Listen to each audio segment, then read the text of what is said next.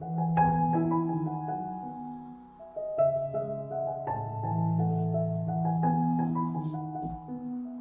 Tune কৰিছে 90.4 FM radio' Brahmaputra আৰু radio' ব্ৰহ্মপুত্ৰৰ আজিৰ ব্ৰহ্মপুত্ৰ লাইভৰ সৈতে ষ্টুডিঅ'ত মই ভাস্কৰ আৰু ব্ৰহ্মপুত্ৰ লাইভত আজি আমি এটা গুৰুত্বপূৰ্ণ বিষয় আলোচনা কৰিবলৈ আহিছোঁ আৰু আপুনিও আজি এই অনুষ্ঠানৰ সৈতে ভাগ ল'ব পাৰিব আৰু আজিৰ এই অনুষ্ঠানত ভাগ ল'বৰ কাৰণে আপোনালোকে আমালৈ কল কৰিব লাগিব। আমাৰ ফোন নম্বৰটো প্ৰথমেই আপোনালোকক জনাই লৈছোঁ। আমাৰ ফোন নম্বৰ 9954489439। ফোন নম্বৰটো হৈছে 9954489439। আৰু আজিৰ ব্ৰহ্মপুত্ৰ লাইভত আমি বিশেষকৈ আলোচনা কৰিব বিচাৰিছোঁ আপোনালোকে জনা এটা বিষয় বা আপোনালোকে শুনা এটা বিষয়, আৰু বিষয়টো হৈছে গুণোৎসৱ। গুণোৎসৱ এই নামটো আপোনালোকে নিশ্চয় শুনা পাইছে, কিন্তু গুণোৎসৱ আচলতে কি আৰু কেনেদৰে বা কিয় বা কি ক'ত কিয় বিখ্যাত বুলি যদি আমি সাধাৰণভাৱে কওঁ, তেতিয়া সেই গুণোৎসৱৰ বিষয়ে আজি আমি আলোচনা কৰিবলৈ লৈছোঁ।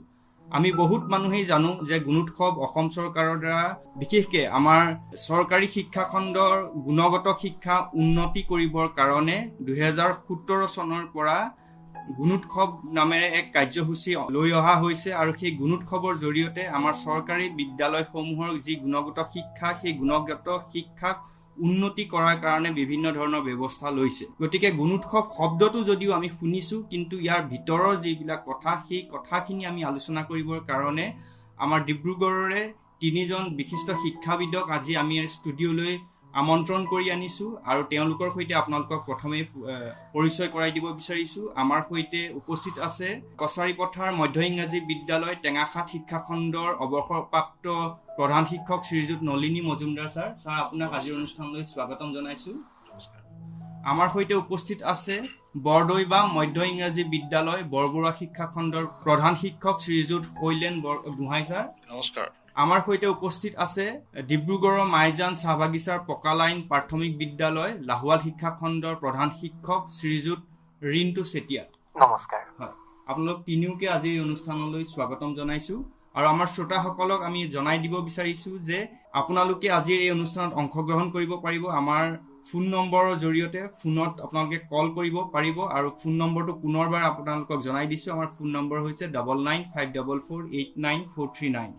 আৰু আজিৰ এই অনুষ্ঠানত গুণোৎসৱৰ বিষয়ক এই অনুষ্ঠানত গুণোৎসৱৰ যোগেদি গুণগত শিক্ষাৰ ক্ষেত্ৰত কেনেধৰণৰ কাম কাজ কৰি আহিছে বা গুণগত শিক্ষাই আমাৰ গুণোৎসৱক কেনেধৰণে সম্ভৱ কৰি তুলিব পাৰিব, আৰু ইয়াত আপোনাৰ মোৰ দৰে যিবিলাক সাধাৰণ মানুহ আছোঁ, সেই সাধাৰণ মানুহ বা আমাৰ যিসকল অভিভাৱক আছে, সেই অভিভাৱকসকলৰ ভূমিকা কেনেধৰণৰ হৈছে বা কেনেধৰণৰ হোৱা উচিত, আৰু ইয়াৰ লগতে আমাৰ যিবিলাক চৰকাৰী বিদ্যালয় আছে, সেই চৰকাৰী বিদ্যালয়সমূহত ছাত্ৰ ছাত্ৰীৰ অনুপস্থিতি কেনেধৰণে হ্ৰাস কৰিব পাৰি, সেই বিষয়ে আমি আলোচনা কৰিম। প্ৰথমে আমি শ্ৰীযুত নলিনী মজুমদাৰ ছাৰ, আপোনাৰ ওচৰলৈ যাব বিচাৰিছোঁ। আমি প্ৰথমে আপোনাৰ পৰা জানিব বিচাৰিছোঁ যে 2017 চনৰ পৰা গুণোৎসৱ গোটেই অসমতে বিভিন্ন চৰকাৰী বিদ্যালয়সমূহত অনুষ্ঠিত কৰা হৈছে আৰু 2024 চনৰ গুণোৎসৱৰ কাৰণে বিশেষকৈ ডিব্ৰুগড়ত এতিয়া প্ৰস্তুতি চলাই থকা হৈছে আৰু এইটো পঞ্চম পৰ্যায়ৰ গুণোৎসৱ হয়। এতিয়া আমি সাধাৰণ মানুহবিলাকে প্ৰায়বিলাক মানুহে গুণোৎসৱৰ বিষয়ে গুণোৎসৱ শব্দটো শুনিছোঁ, কিন্তু গুণোৎসৱ আচলতে কিনো, কেনেধৰণে ই গুণগত শিক্ষাত সহায় কৰিব পাৰে, সেই ভিতৰুৱা কথাবিলাক হয়তো আমি খুটি নাটি মাৰি নাজানো। সেইকাৰণে আজিৰ অনুষ্ঠানৰ জৰিয়তে গুণোৎসৱৰ ভিতৰুৱা কথাবিলাক আমি জানিব বিচাৰিছোঁ। গুণোৎসৱ আচলতে কি আৰু কিয়? সেইকাৰণে প্ৰথম আপোনালৈ আমাৰ প্ৰশ্ন হৈছে গুণোৎসৱ কি আৰু কিয়? আপুনি কেনেধৰণে আমাৰ শ্ৰোতাসকলক বুজাই দিব বিচাৰে? ধন্যবাদ।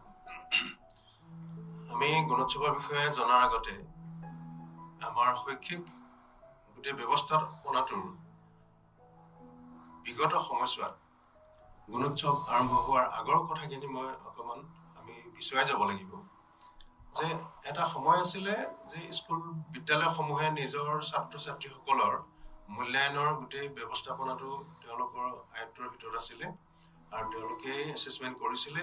প্ৰতিজন ছাত্ৰ ছাত্ৰীৰ বছৰেকীয়া পৰীক্ষা, ছমহীয়া পৰীক্ষা, এনেকুৱা ধৰণৰ ব্যৱস্থা এটা মাজত আছিলে। সৰ্বশিক্ষা মিছন যেতিয়া আহিলে, তেতিয়া 4টা পৰ্যায়ত মূল্যায়ন ব্যৱস্থাৰ মাজলৈ আহিবলগীয়া হ'ল।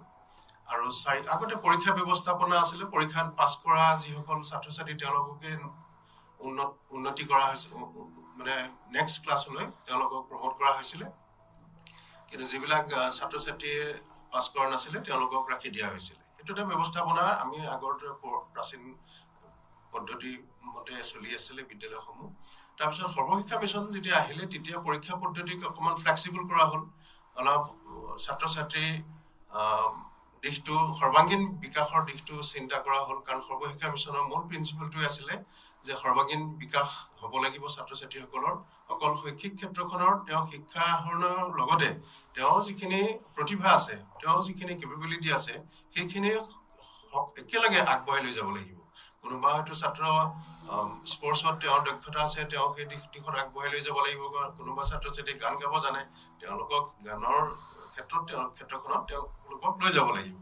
গতিকে এনেধৰণে বিভিন্ন সৰ্বাংগীন শিক্ষা ব্যৱস্থাটো জাতি ধৰ্ম ভাষা নিৰ্বিশেষে সকলো শ্ৰেণীৰ শিশুকে অন্তৰ্ভুক্ত কৰি এটা বৃহৎ কাৰ্যক্ৰম ৰূপায়ণ কৰা হ'ল।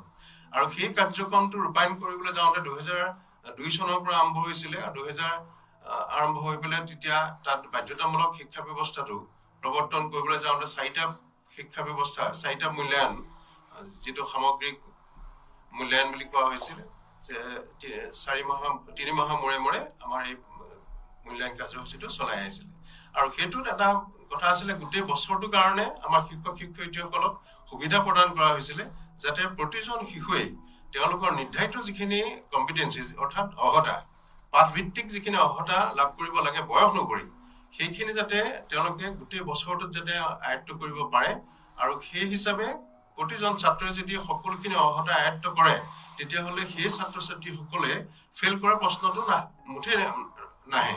গতিকে সেই নীতিৰ ওপৰত সৰ্বশিক্ষা মিছন আৰম্ভ হ'ল। আৰু সেই হিচাপে শিক্ষকৰ নিযুক্তিৰ প্ৰক্ৰিয়াটো খুব জোৰদাৰ হ'ল। আৰু টেট কোৱালিফাইড শিক্ষকসকলক বিদ্যালয়লৈ অনা হ'ল।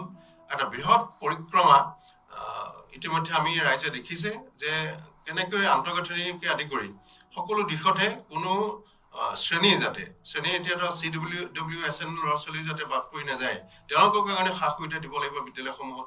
তাৰ কাৰণে ইনফ্ৰাষ্ট্ৰাকচাৰ ডেভেলপমেণ্ট কৰিব লাগিব। সেইখিনি সমুদায় সেই কামখিনি প্ৰত্যক্ষ কৰিছে ৰাইজে। গতিকে এই 4টা মূল্যায়নৰ যোগেদি প্ৰতিজন ছাত্ৰ ছাত্ৰীৰ শৈক্ষিক যিখিনি অৰ্হতা তেওঁলোকে পাব লাগে সেইমতে কৰি অহা হ'ল। আৰু সেই এছেচমেণ্টটো যদিও বিদ্যালয়সমূহক দায়িত্ব দিয়া হৈছিলে, আৰু সেইটো পিছত এনালাইচিছ কৰাৰ পিছত দেখা গ'ল যে বৰ সুবিধাজনক হোৱা নাই। ছাত্ৰ ছাত্ৰী যিমানখিনি তেওঁলোকে আয়ত্ব কৰিব লাগে জ্ঞানখিনি সম্পূৰ্ণভাৱে তেওঁলোকে সেইটো ফলৱতী হোৱা নাছিলে। পিছত এখন আইনৰ আশ্ৰয় ল'বলগীয়া হ'ল, যিখন শিক্ষা জগতৰ কাৰণে বৰ সুবিধাজনক নহয়। বাৰ্তাটো যে এখন আইনৰ আশ্ৰয় ল'বলগীয়া হ'ল, ৰাইট টু এডুকেশ্যন এক্ট। গতিকে সেই শিক্ষাৰ অধিকাৰ আইনখন 2009, সেই আইনখনৰ যোগেদি গাৰ্জেনসকলক বিশেষকৈ এটা মেছেজ দিব বিচৰা হ'ল যে ছাত্ৰ ছাত্ৰীক যদি নিয়মীয়াকৈ বিদ্যালয় পঠোৱা নহয় আৰু শৈক্ষিক কাৰ্যত যদি বিদ্যালয়খনক সহযোগ কৰা নহয়, তেতিয়াহ'লে যেতিয়া সৰ্বশিক্ষা মিছনৰ যিটো মূল নীতি, সেই নীতিটো কেতিয়াও ছাকচেছ কৰিব পৰা নাযায়, সফল কৰিব পৰা নাযাব। গতিকে সেই আধাৰত আমাৰ অকল অভিভাৱিকাসকলে নহয়, আমাৰ ছ'চাইটি সমাজখনো জড়িত হ'ব লাগিব বিদ্যালয়খনৰ লগত। আৰু শিক্ষক শিক্ষয়িত্ৰীসকলে নিজৰ দায়বদ্ধতাৰে ছাত্ৰ ছাত্ৰীৰ সৰ্বাংগীন বিকাশৰ যিটো প্ৰতিশ্ৰুতি, সেই প্ৰতিশ্ৰুতি পূৰণত আগভাগ ল'ব লাগিব। আৰু অন্তৰে এই গোটেই সেৱা মনোভাৱেৰে বিদ্যালয়ত পাঠদান কাৰ্যসূচী চলাই নিব লাগিব। আৰু ইয়াৰ লগতে বিদ্যালয় প্ৰধান শিক্ষকৰ ওপৰত বহুত কথা নিৰ্ভৰ কৰে। কাৰণ এখন বিদ্যালয়ৰ সৰ্বাংগীন বিকাশৰ যিটো ধাৰণা, সেই ধাৰণাটোক প্ৰতিফলিত কৰিবলৈ হ'লে প্ৰধান শিক্ষকৰ যথেষ্টখিনি দায়িত্ব আছে।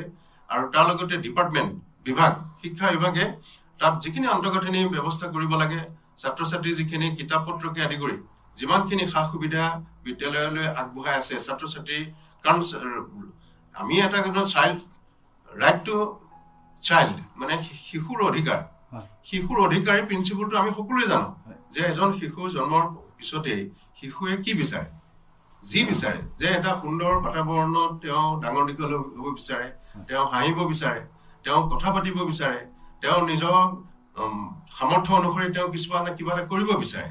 যে সেই শিশুৰ যিটো অৱস্থাত যিটো তেওঁলোকে সেই শিশুসকলে বিচাৰে, সেই বস্তুটো শৈক্ষিক ক্ষেত্ৰখনতো তেওঁলোকে সেইখিনি বিচৰা যিটো মানসিকতা, তাত আমাৰ বিদ্যালয়সমূহে সহযোগ কৰিব লাগে।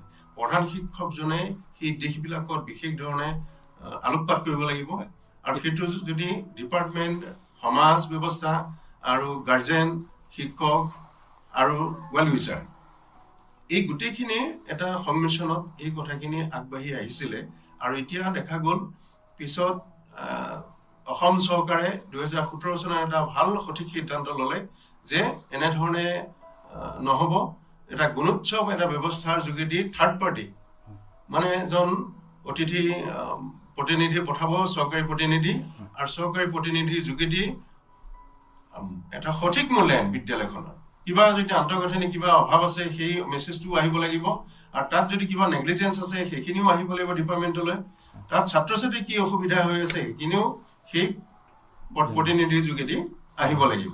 হয়, এতিয়া তাৰমানে আমি গুণোৎসৱৰ কথা যদি ভাবোঁ তেতিয়া পূৰ্বতে কি আছিলে যে ল'ৰা ছোৱালীবিলাকে বছৰেকীয়া পৰীক্ষাটো দিলে, বছৰেকীয়া পৰীক্ষাটো দি তেওঁলোকে প্ৰথম শ্ৰেণীৰ পৰা দ্বিতীয় শ্ৰেণীলৈ পালে, তৃতীয় শ্ৰেণীলৈ পালে বা তেনেকৈ তেওঁলোক প্ৰমোট হ'ল। কিন্তু তাত স্কুলখন কোনটো পৰ্যায়ত আছে, তেওঁলোকৰ লাৰ্ণিং বা শিক্ষণবিলাক কেনেধৰণৰ পৰ্যায়ত আছে, সেইবিলাকৰ মিড টাৰ্ম এছেছমেণ্টবিলাক তেনেকুৱা ধৰণে হোৱা নাছিলে। এতিয়া সেই গোটেই ব্যৱস্থাটো কেৱল মাত্ৰ পৰীক্ষা ভিত্তিক শিক্ষা ব্যৱস্থাটোৰ পৰা আঁতৰাই আনি যাতে সম্পূৰ্ণৰূপে স্কুলখনৰ শিক্ষা ব্যৱস্থাটো ছাত্ৰ ছাত্ৰীসকল, অভিভাৱক, অন্যান্য যিসকল সমাজৰ যিখিনি মানুহ আছে সেই সকলোবিলাকক মূল্যায়ন কৰি শিক্ষা ব্যৱস্থাটোক সম্পূৰ্ণৰূপে গুণগত কৰি নিব পাৰি, সেইটো ব্যৱস্থা মানে মূল উদ্দেশ্য সেইটো।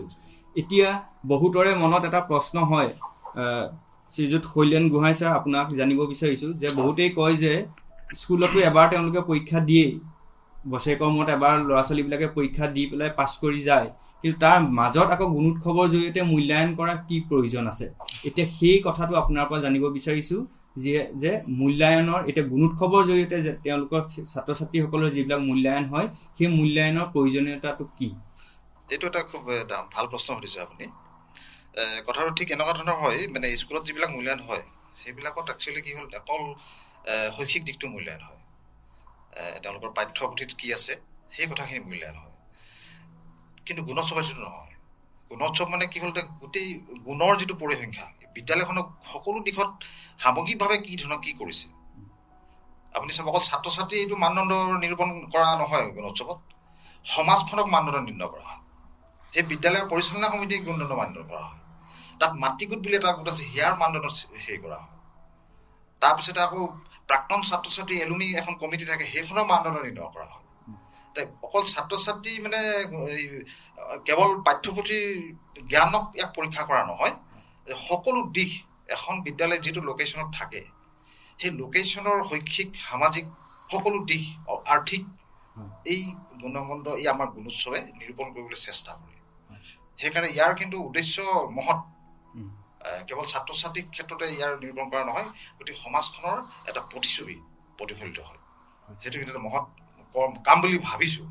তাৰ ইমপ্লিমেণ্টেশ্যন কি হয় পিছৰে পৰা কোৱা হ'ব, কিন্তু বৰ্তমান কিন্তু সেইটো কাৰণেই ইয়াৰ গুৰুত্বটো আছে।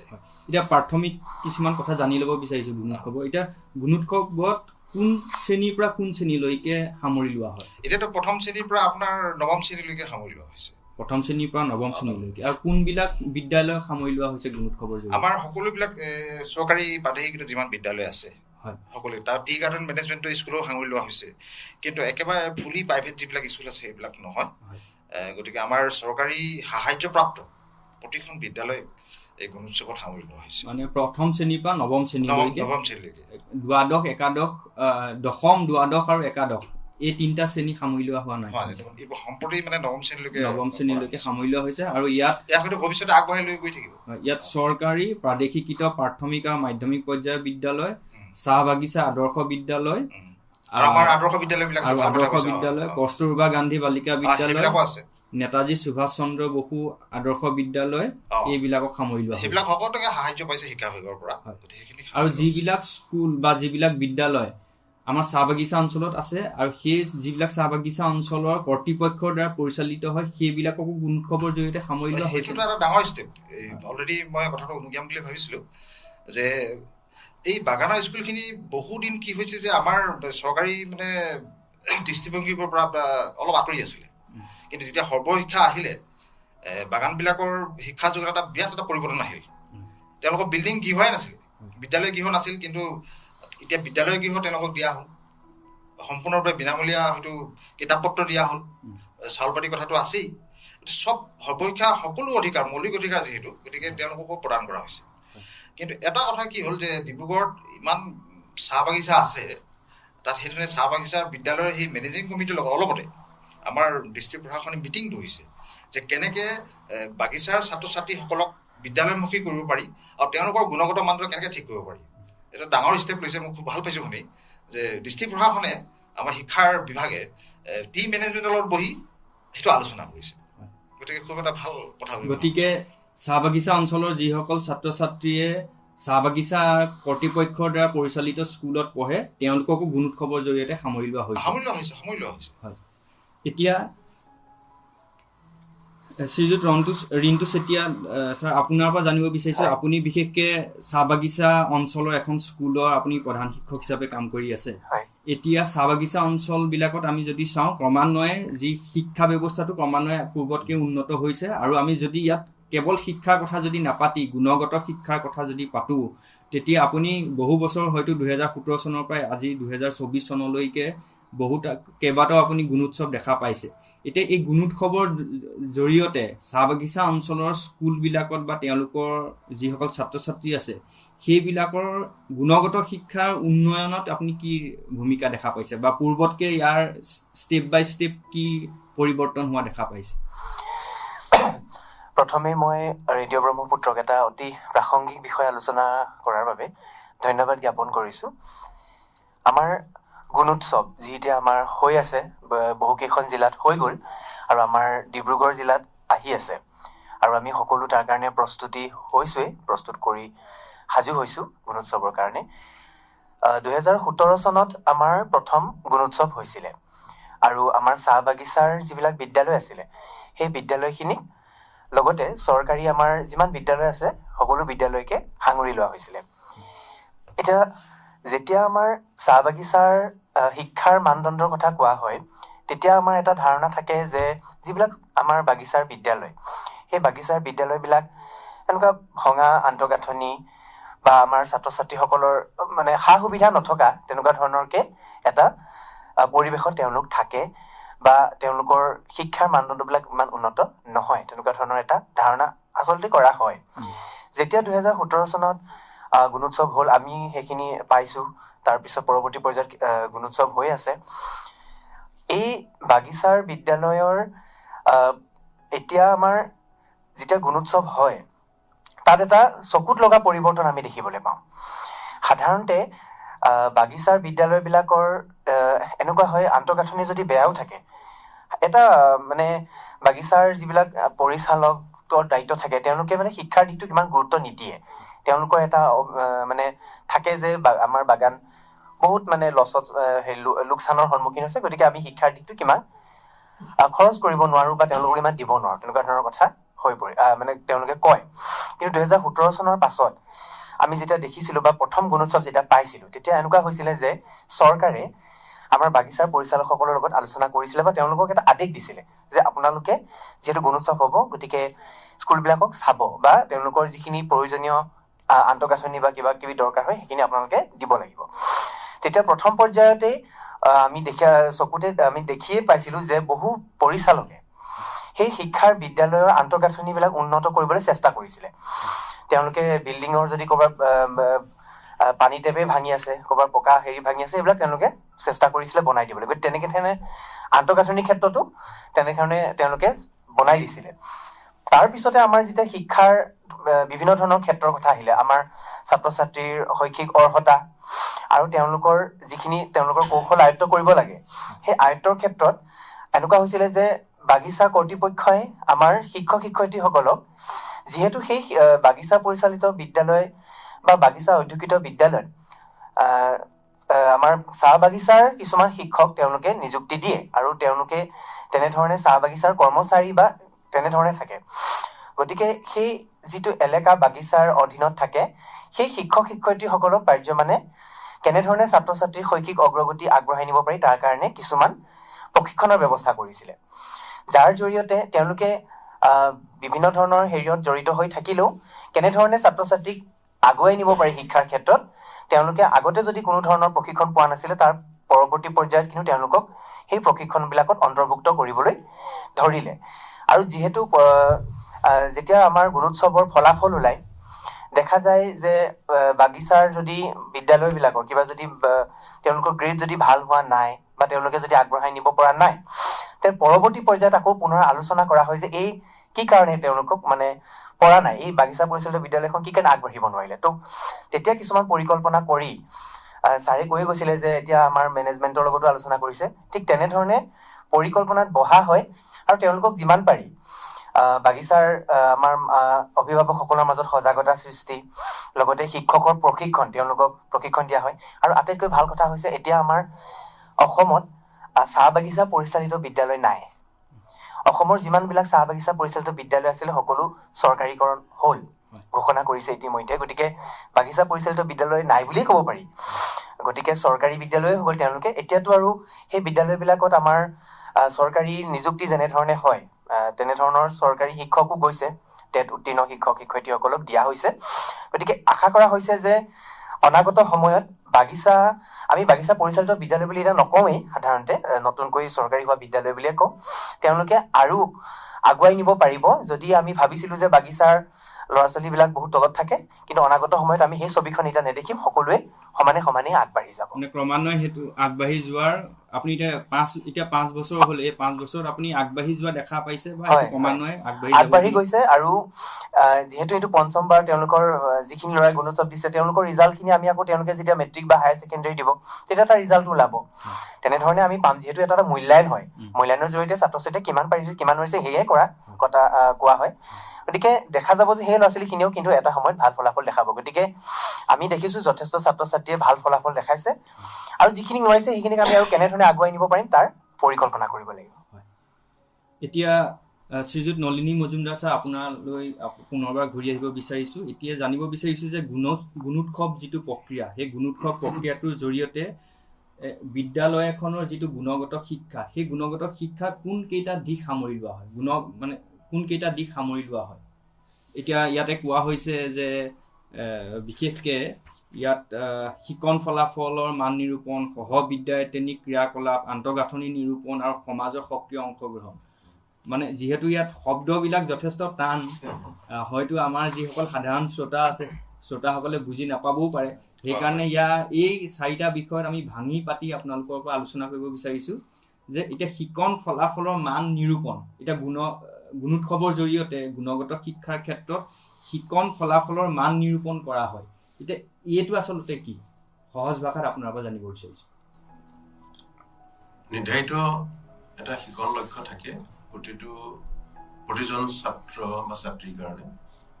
তেওঁলোকৰ বয়স অনুসৰি এটা কাৰ্যক্ৰম থাকেই।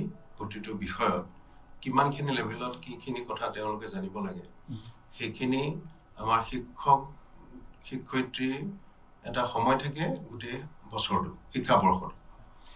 এতিয়া যে আজি দিয়া পাঠদানটোৰ যোগেদি যিটো অৰ্হতা দিব বিচৰা হৈছে ছাত্ৰ ছাত্ৰীক, সেইটো আজি হয়তো মূল্যায়ন কৰা হ'ল, শিক্ষক শিক্ষয়িত্ৰীসকলে মূল্যায়ন কৰে।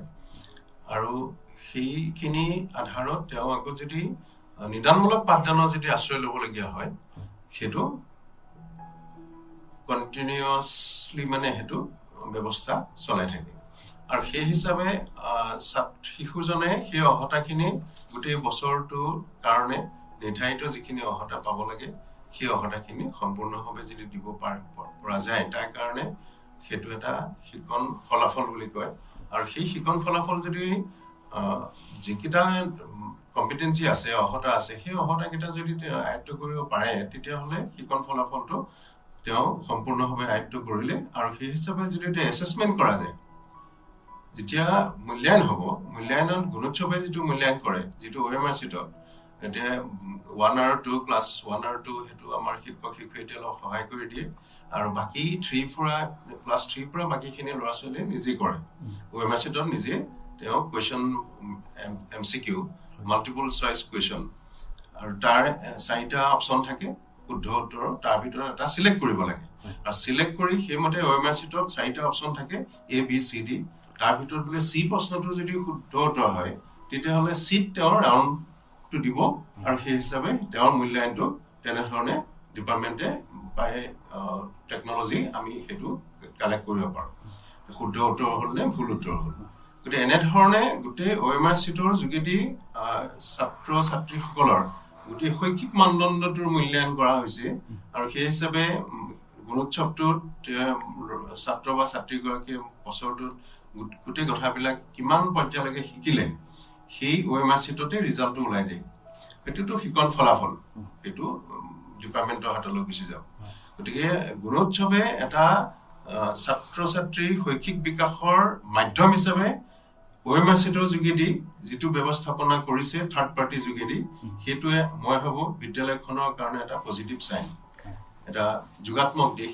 গতিকে এই দিশত আমি সকলোৱে সহযোগ কৰিব লাগে ঠিক আছে এটা কথা মই এড কৰিব বিচাৰিছোঁ আমাৰ 2005ত 2009 নে 5 আছিলে নেশ্যনেল কাৰিকুলাম ফ্ৰেমৱৰ্ক 2005 এটা ডাঙৰ কথা কৈছিলে সেইটো মানে কি হ'ল অকল ল'ৰা ছোৱালী জ্ঞানটো পাঠ্যপুথিৰ লগতে আবদ্ধ হৈ থাকিলে নহ'ব সি মানে আমাৰ নলেজ ক্ৰিয়েশ্যন বুলি কথা আছে এইটো মানে বাহিৰৰ জগতখনৰ লগত বাস্তৱ জগতখনৰ লগত সেই জ্ঞানটো সম্পৰ্কিত কৰিব পাৰিব লাগিব ঠিক মই সেইটো প্ৰসংগত ক'ব বিচাৰিছোঁ এতিয়া যিটো আমাৰ আপুনি যিটো শিকনৰ ফলাফল ক'লে সেইটো কথাটো কি হ'ল যে প্ৰতিটো স্তৰত প্ৰতিটো ক্লাছত কিছুমান ছাবজেক্ট আছে এটা লেচন আছে চতুৰ্থ শ্ৰেণীৰ ছাত্ৰ এজনক সিমানখিনিয়ে শিকাব পাৰিম আমি ক্লাছ 8ৰ ল'ৰা ছোৱালী যে সিমানখিনিয়ে শিকাব পাৰিম সেইখিনিত আমাৰ এটা চিলেবাছ এখন থাকে ইমানখিনিলৈকে এই ল'ৰাজনে শিকনীয় মানে আপুনি যিটো ক'লে শিকনীয় ফলাফল ইমানখিনিলৈকে টিচাৰসকলে তেওঁলোকৰ লগত আলোচনা কৰিব এইটো পৰ্যায়লৈকে তাৰ কথাটো হ'ল কি তাৰ লগত ৰজিতা খুৱাই একে ধৰণৰ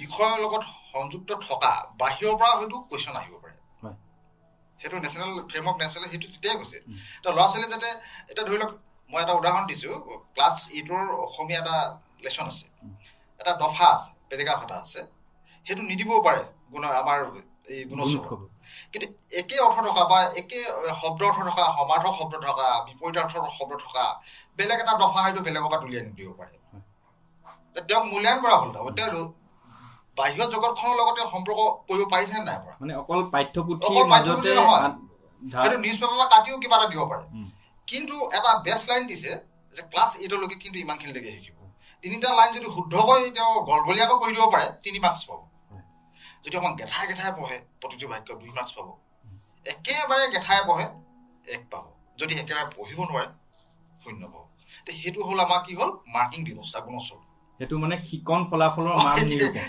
শিকন 90% সেইটো ওপৰত বেছ কৰিয়ে হ'ব মূল্যায়ন বাকী 10% হে আমাৰ কি হ'ব বাকী যিখিনি আপুনি ক'লে বিদ্যালয়ৰ বিদ্যায়তনিক ক্ৰিয়াকলাপ বিদ্যালয়খনলৈ SMC কন্ট্ৰিবিউশ্যন কি সমাজৰ দায়িত্ব কি PM পোষণ কি ধৰণে মানে ব্যৱস্থা কৰিছে স্কুলখনৰ আন্তঃগাঁথনি কেনেকুৱা আছে সেইখিনি সেই 10% নে 5%ত সোমাই আছে 90% কিন্তু আপুনি যিটো ক'লে কি শিকিছে ল'ৰা ছোৱালী সেইখিনি মূল্যায়ন কৰিয়ে হৈছিলে হ'ব আৰু এই যিটো মূল্যায়ন শিকন ফলাফলৰ যিটো মূল্যায়ন সেইটো বাহ্যিক মূল্যায়ন মানে স্কুলৰ শিক্ষকসকলে সেইটো মূল্যায়ন নকৰে বাহিৰৰ পৰা কোনোবা এজন মানুহ আহিব সেই মানুহজনে তেওঁলোকৰ ছাত্ৰ ছাত্ৰীসকলৰ মূল্যায়ন কৰিব মূল্যায়নত প্ৰথম দিনৰ এটা কাৰ্যসূচী থাকে এইটো সোসাইটিয়ে মূল্যায়নটো কৰে সমাজ সেলফ ইভালুয়েশন স্বমূল্যায়ন সেইটোত আমাৰ স্কুল মেনেজিং কমিটি তত্ত্বাৱধানত এটা মূল্যায়ন হয় সেইটো স্কুল মেনেজিং কমিটি মানে সমাজখনক প্ৰতিনিধিত্ব কৰা এটা ব্যৱস্থা আৰু সেই মূল্যায়নটোত সমাজখনে বিশেষ ধৰণে আগভাগ লয় আৰু নিজৰ অঞ্চলৰ শিশুসকলে কেনেধৰণেনো শিক্ষা আহৰণ কৰি আছে গুণোৎসৱৰ আগে আগে এটা ইভালুয়েশ্যন তেওঁলোকৰ ফালৰ পৰা কৰা হয় ইয়াৰ যোগেদি এটা মেছেজ সমাজখনলৈ দিব বিচৰা হৈছে যে অকল শিক্ষা বিভাগে স্কুল চলাই থকা নাই সমাজখনেও এই কাম কাজ বিলাকত তেওঁলোকো জড়িত থাকিব লাগিব আৰু তেওঁলোকৰ যোগদান কৰাৰ সহযোগ কৰাৰ সমাজ জড়িতকৰণৰ এই কনচেপ্টটো এই ধাৰণাটো সেই তাৰ যোগেদিহে আহিছে যে সমাজখন নহলে কেতিয়াও শিক্ষা ব্যৱস্থা আগুৱাই যাব নোৱাৰে এতিয়া সমাজ বুলি কোৱাৰ লগে লগে এটা কালেক্টিভ এপ্ৰোচ কিন্তু আমাৰ মানুহৰ সমাজ বুলি কোৱাৰ লগে লগে কি হয় তই যা মই নাযাওঁ তই থাক এনেকুৱা ধৰণৰ মানে যেতিয়াই কালেক্টিভ হৈ যায় তেতিয়া হয় কি হয় যে কোনেও কাৰো দায়িত্ব নলয়, চবেই প্ৰত্যেকে দায়িত্ব ইজনৰ পৰা সিজনলৈ দিব বিচাৰে। এতিয়া ইয়াত গুণোৎসৱত যিহেতু কোৱা হৈছে যে সমাজৰ সক্ৰিয় অংশগ্ৰহণ, এতিয়া সেই সমাজ বুলি কাক কাক আচলতে ডিফাইন কৰি দিয়া হৈছে, কাৰ কাৰ দায়িত্বটো আছে? সমাজৰ মুখ্যতঃ হ'ল কি আমাৰ SMC খন, আমাৰ স্কুল মেনেজমেণ্ট কমিটি, বিদ্যালয় পৰিচালনা পৰিচালনা সমিতি, সেই সমিতিখন আছে, তেওঁলোকৰ কথা কোৱা হৈছে। আকৌ ছাত্ৰ ছাত্ৰীসকলৰ মাতৃসকল আছে, মাতৃসকলক লৈ এখন কমিটি গঠন হয়, এখন মাতৃগোট বুলি কোৱা হয়। আকৌ তাত বিদ্যালয়খনত পঢ়ি যোৱা প্ৰাক্তন ছাত্ৰ ছাত্ৰী এখনৰ কমিটি থাকে। কমিটি অসংখ্য কমিটি, কাম কি হৈছে এইটো নাজানো, কিন্তু কমিটি ধেই। আকৌ কি হ'ল, শুভাকাংক্ষীসকল আছে, বিভিন্ন ধৰণৰ শুভাকাংক্ষী আছে, সেইসকলক আমি পাৰিলে এখন তেওঁলোকেও সহায় বিচাৰিব লাগে। এই যে মজুদা যে ভাল কথা ক'লে, স্বমূল্যায়ন হয়, প্ৰথম যিটো মূল্যায়ন হ'ব তাৰমানে সেইদিনাখন সেই সমাজখনে আহি বিদ্যালয়খন মূল্যায়ন কৰিব। তেওঁলোকৰ দৃষ্টিত, এই স্থানীয় মানুহখিনিৰ দৃষ্টিত বিদ্যালয়খন কিমান আগবাঢ়িছে, মানে অভিভাৱক, ছাত্ৰ ছাত্ৰী, আমাৰ বিদ্যালয় পৰিচালনা কমিটি, মাতৃগোট, তেওঁলোকে গোটেইখিনি চাব।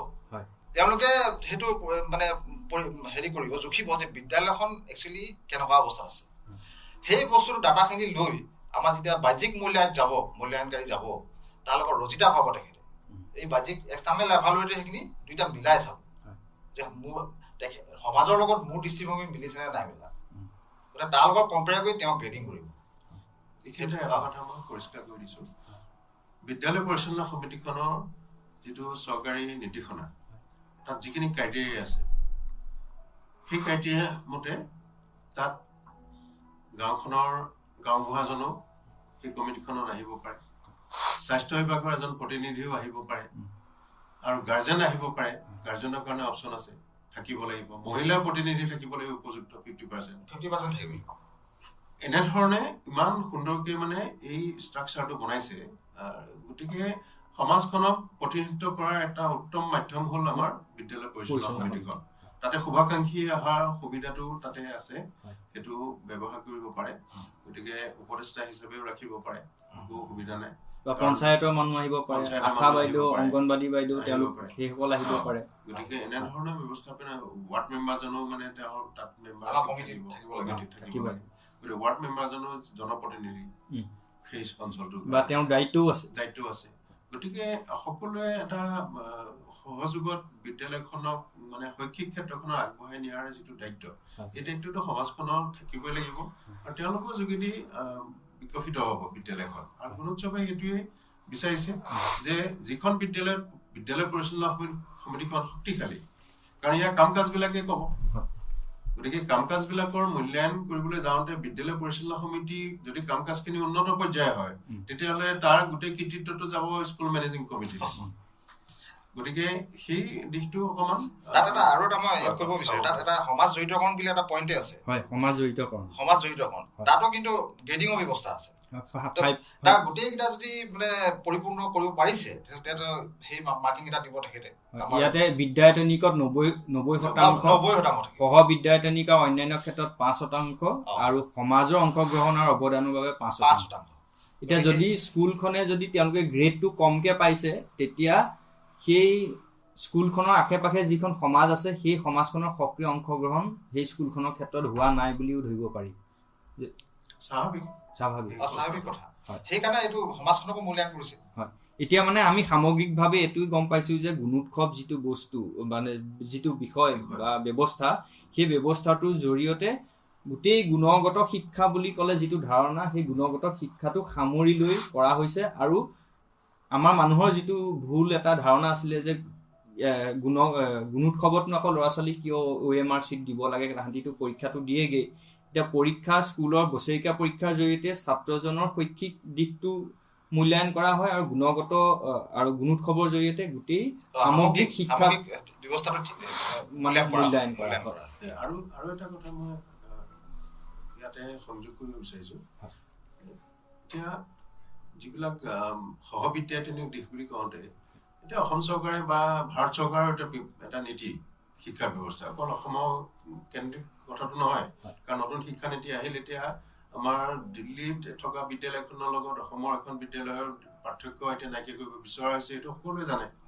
গতিকে এতিয়া আমাৰ এতিয়া লাচিত দিৱস, আজি সিদিনালৈকে হয়তো লাচিত দিৱসৰ তাৎপৰ্য বিষয়ে ছাত্ৰ ছাত্ৰী অৱগতই নাছিলে। লাচিতৰ সম্পৰ্কে ধাৰণা হয়তো 90% ল'ৰা ছোৱালী হয়তো নাছিল আৰু পিতৃ মাতৃয়ে হয়তো পৰিচয়টো দিবলৈ তেওঁলোকো সক্ষম নাছিল কিন্তু এতিয়া জাগৰণতা হৈছে যে এতিয়া লাচিত দিৱস উদযাপন কৰিব লাগে চৰকাৰী এটা ব্যৱস্থা দিছে সুবিধা দিছে লাচিত দিৱস উদযাপন কৰি লাচিতৰ যোগেদি এটা বিশ্ব দৰবাৰত এটা আমাৰ অসমৰ সমাজখনৰ এটা ভাল মানে দিশ ইতিমধ্যে প্ৰচাৰ হৈছে মানে লাচিতৰ বিষয়ে আগতে লাচিত বৰফুকন নামটো শুনিছিলে কিন্তু লাচিত বৰফুকন কি ক'ত কিয় বিখ্যাত সেইটো কথাটো হয়তো আমাৰ ছাত্ৰ ছাত্ৰী বা অভিভাৱকসকলে হয়তো নাজানিছিলে এতিয়া যিহেতু এইবিলাক প্ৰক্ৰিয়াৰ ভিতৰত সোমোৱাই লৈ আলোচনা কৰা হৈছে সেইকাৰণে লাচিত বৰফুকননো কি তেওঁ মানে বীৰ্য শৌৰ্য মহত্ব কি সেইটো ল'ৰা ছোৱালীয়ে মানে গম পাব পৰা জানিবলৈ সক্ষম হৈছে বিহু পাতি পেলাই বিহু আদৰণি এতিয়া স্কুলবিলাকত বিহু আদৰণি কাৰ্যসূচী লয় বিহুত কেনেকে কি কৰিব লাগে আমাৰ কৃষ্টি সংস্কৃতিৰ বিষয়ে অকমান ধাৰণা লৈছে এইবিলাক আমাৰ গুণোৎসৱত এইবিলাকৰ মূল্যায়নবিলাকো তেওঁলোকে চাবহি যিবিলাক চৰকাৰী প্ৰতিনিধি আহিব গতিকে তেখেতলোক এতিয়া গোটেই মূল্যায়নৰ যিটো ভিত্তি সেই মূল্যায়নৰ ভিত্তিত গুণোৎসৱত 5টা গ্ৰেড প্ৰদান কৰা হয় স্কুলবিলাকক A+, A, B, C আৰু D সেই যিকেইটা গ্ৰেড প্ৰদান কৰা হয় সেই গ্ৰেডকেইটা প্ৰদান কৰাৰ নিয়মাৱলী কোনবিলাক স্কুলে A+, A, B, C, D যে প্ৰদান কৰে কিহৰ ভিত্তিত প্ৰদান কৰে বা আপোনাৰ স্কুলখনৰ কেনেকুৱা ধৰণৰ যোৱা 2023 চনত কেনেকুৱা ধৰণৰ গ্ৰেড আছিল 2023 চনত আমি পাইছিলো A গ্ৰেড হয় এতিয়া গ্ৰেডিঙৰ কথাটো যিহেতু আহিছে প্ৰথম পৰ্যায়ৰ যেতিয়া গুণোৎসৱ হৈছিলে তেতিয়া আপোনাৰ বিদ্যায়তনিকৰ সংখ্যাটো আপোনাৰ 60 আছিলে আৰু সহ বিদ্যায়তনিকৰ 40 আছিলে পাৰ্চেন্টেজ হিচাপত তাৰ পৰৱৰ্তী পৰ্যায়ত আমাৰ বিদ্যায়তনিকৰ গ্ৰেডিঙৰ টো বঢ়াই দিয়া হ'ল 90% কৰা হ'ল আৰু যি আমাৰ সহ বিদ্যায়তনিক আৰু সমাজৰ জড়িতকৰণ তাত আপোনাৰ 10% ৰখা হ'ল গতিকে এই আৰু যিটো আন্তঃগাঁথনি সেইটো আমাৰ মূল্যায়নৰ হেৰিত ৰাখিছে কিন্তু তাত আমাৰ বিদ্যালয়খনে কোনো ধৰণৰ গ্ৰেডিং নাপায় এইকাৰণে নাপায় যিহেতু প্ৰথম পৰ্যায়ৰ পৰা যেতিয়া গুণোৎসৱ আয়োজন কৰিছিলে তাৰ পৰৱৰ্তী পৰ্যায়ত যিবিলাক ফলাফল ওলাইছিলে বিদ্যালয়ৰ আন্তঃগাঁথনি নাই কোনো এখন বিদ্যালয়ত বিদ্যুতৰ ব্যৱস্থা নাই পানীৰ ব্যৱস্থা নাই সেইখিনি প্ৰায় গোটেই বিদ্যালয়বিলাকতে সমাধান হৈছে বুলি ক'ব পাৰি কাৰণ আজি এতিয়া আমাৰ কোনো এখন বিদ্যালয়তে পানী যোগান নথকাকে নাই লগতে বিদ্যুতৰ সংযোগ আছে আৰু যদি কৰবাত কিবা কিবি ভঙা চিঙা আছে সেইবিলাকৰ কাৰণে প্ৰতি বছৰতে আপোনাৰ আন্তঃগাঁথনিৰ অনুদান দিয়া হয় তাৰ জৰিয়তে বিদ্যালয়খনে সেইখিনি মেৰামতি কৰি ল'ব পাৰে গতিকে সেই আন্তঃগাঁথনিটো আমাৰ বিদ্যালয়ৰ কাৰণে লাগিবই কাৰণ আন্তঃগাঁথনি নোহোৱাকে স্কুল এখন চলিব নোৱাৰে গতিকে ভাল আন্তঃগাঁথনি আমাৰ সকলো বিদ্যালয়ৰে লাগে কিন্তু তাক আমাৰ মূল্যায়নত ৰাখিছে যদিও আমাৰ গ্ৰেডিঙৰ ক্ষেত্ৰত তাক কোনো অন্তৰ্ভুক্ত নাই কৰা 90% যিটো আমাৰ বিদ্যায়তনিকৰ ক্ষেত্ৰত ৰাখিছে প্ৰথম শ্ৰেণীৰ পৰা পঞ্চম শ্ৰেণী প্ৰাথমিক পৰ্যায় নিম্ন প্ৰাথমিক 6, 7, 8 আমাৰ উচ্চ প্ৰাথমিক আৰু উচ্চ মাধ্যমিকৰ কাৰণে কেৱল মাত্ৰ এটা শ্ৰেণী 9 তো তাত আমাৰ যিখিনি কৌশলৰ কাৰণে বেলেগকে মূল্যায়ন আৰু আমাৰ বিষয় ভিত্তিকৰ কাৰণে যিখিনি OMR বেছ তেনেধৰণে আমাৰ মূল্যায়ন হ'ব যেহেতু ছাত্ৰ ছাত্ৰীয়ে বিষয় ভিত্তিক যিখিনি মূল্যায়ন কৰিব সেইখিনি আমাৰ OMRত A+ বা A, B, C, D এনেধৰণে যেতিয়া আমাৰ সামৰি লৈছে যিখিনি একেবাৰে ধৰক 40%ৰ তলত থাকিব সেইখিনিক আপোনাৰ ধৰক গোটেই যিখিনি ওভাৰঅল আপোনাৰ বিদ্যায়তনিকৰ হৈ গ'ল আৰু সহ বিদ্যায়তনিকৰ নাম্বাৰিং কৰাৰ পাছত যিখিনি 40%ৰ তলত থাকিব তেওঁলোকক D গ্ৰেড হিচাপে ৰাখিব তাৰ পৰৱৰ্তী পৰ্যায়ত 50, 60 তেনেকে B, C তাৰপিছতে 70 লৈকে B আৰু যিখিনি 95%ৰ ওপৰত থাকিব তেওঁলোকক আমাৰ A+ ৰাখিব আৰু এই গোটেই বস্তুখিনি যিখিনি গ্ৰেডিং হ'ব গ্ৰেডিং পাৰ্চেন্টেজটো যেতিয়া ওলাব আমাৰ বিদ্যায়তনিকৰ আৰু সহ বিদ্যায়তনিকৰ পাৰ্চেন্টেজ বেলেগকে দেখুওৱা হ'ব ফলাফলত আৰু সহ বিদ্যায়তনিকৰ যিটো 10% সেইটো ইনক্লুড কৰি টোটেল পাৰ্চেন্টেজটো উলিওৱা হ'ব গতিকে ঠিক তেনেধৰণে প্ৰথম পৰ্যায়ত আমাৰ সেইখিনি আছিলে এতিয়া আমাৰ মুখ্যতঃ বিদ্যায়তনিক যিহেতু আমাৰ বিভিন্ন ধৰণৰ সাৰ্ভে বিলাক হৈছে national achievement survey state achievement survey তাত আমাৰ দেখা গৈছে যে ছাত্ৰ ছাত্ৰীসকলৰ বিদ্যায়তনিকৰ ক্ষেত্ৰত যিবিলাক শিকনৰ ফলাফল লাগে সেইখিনি পোৱা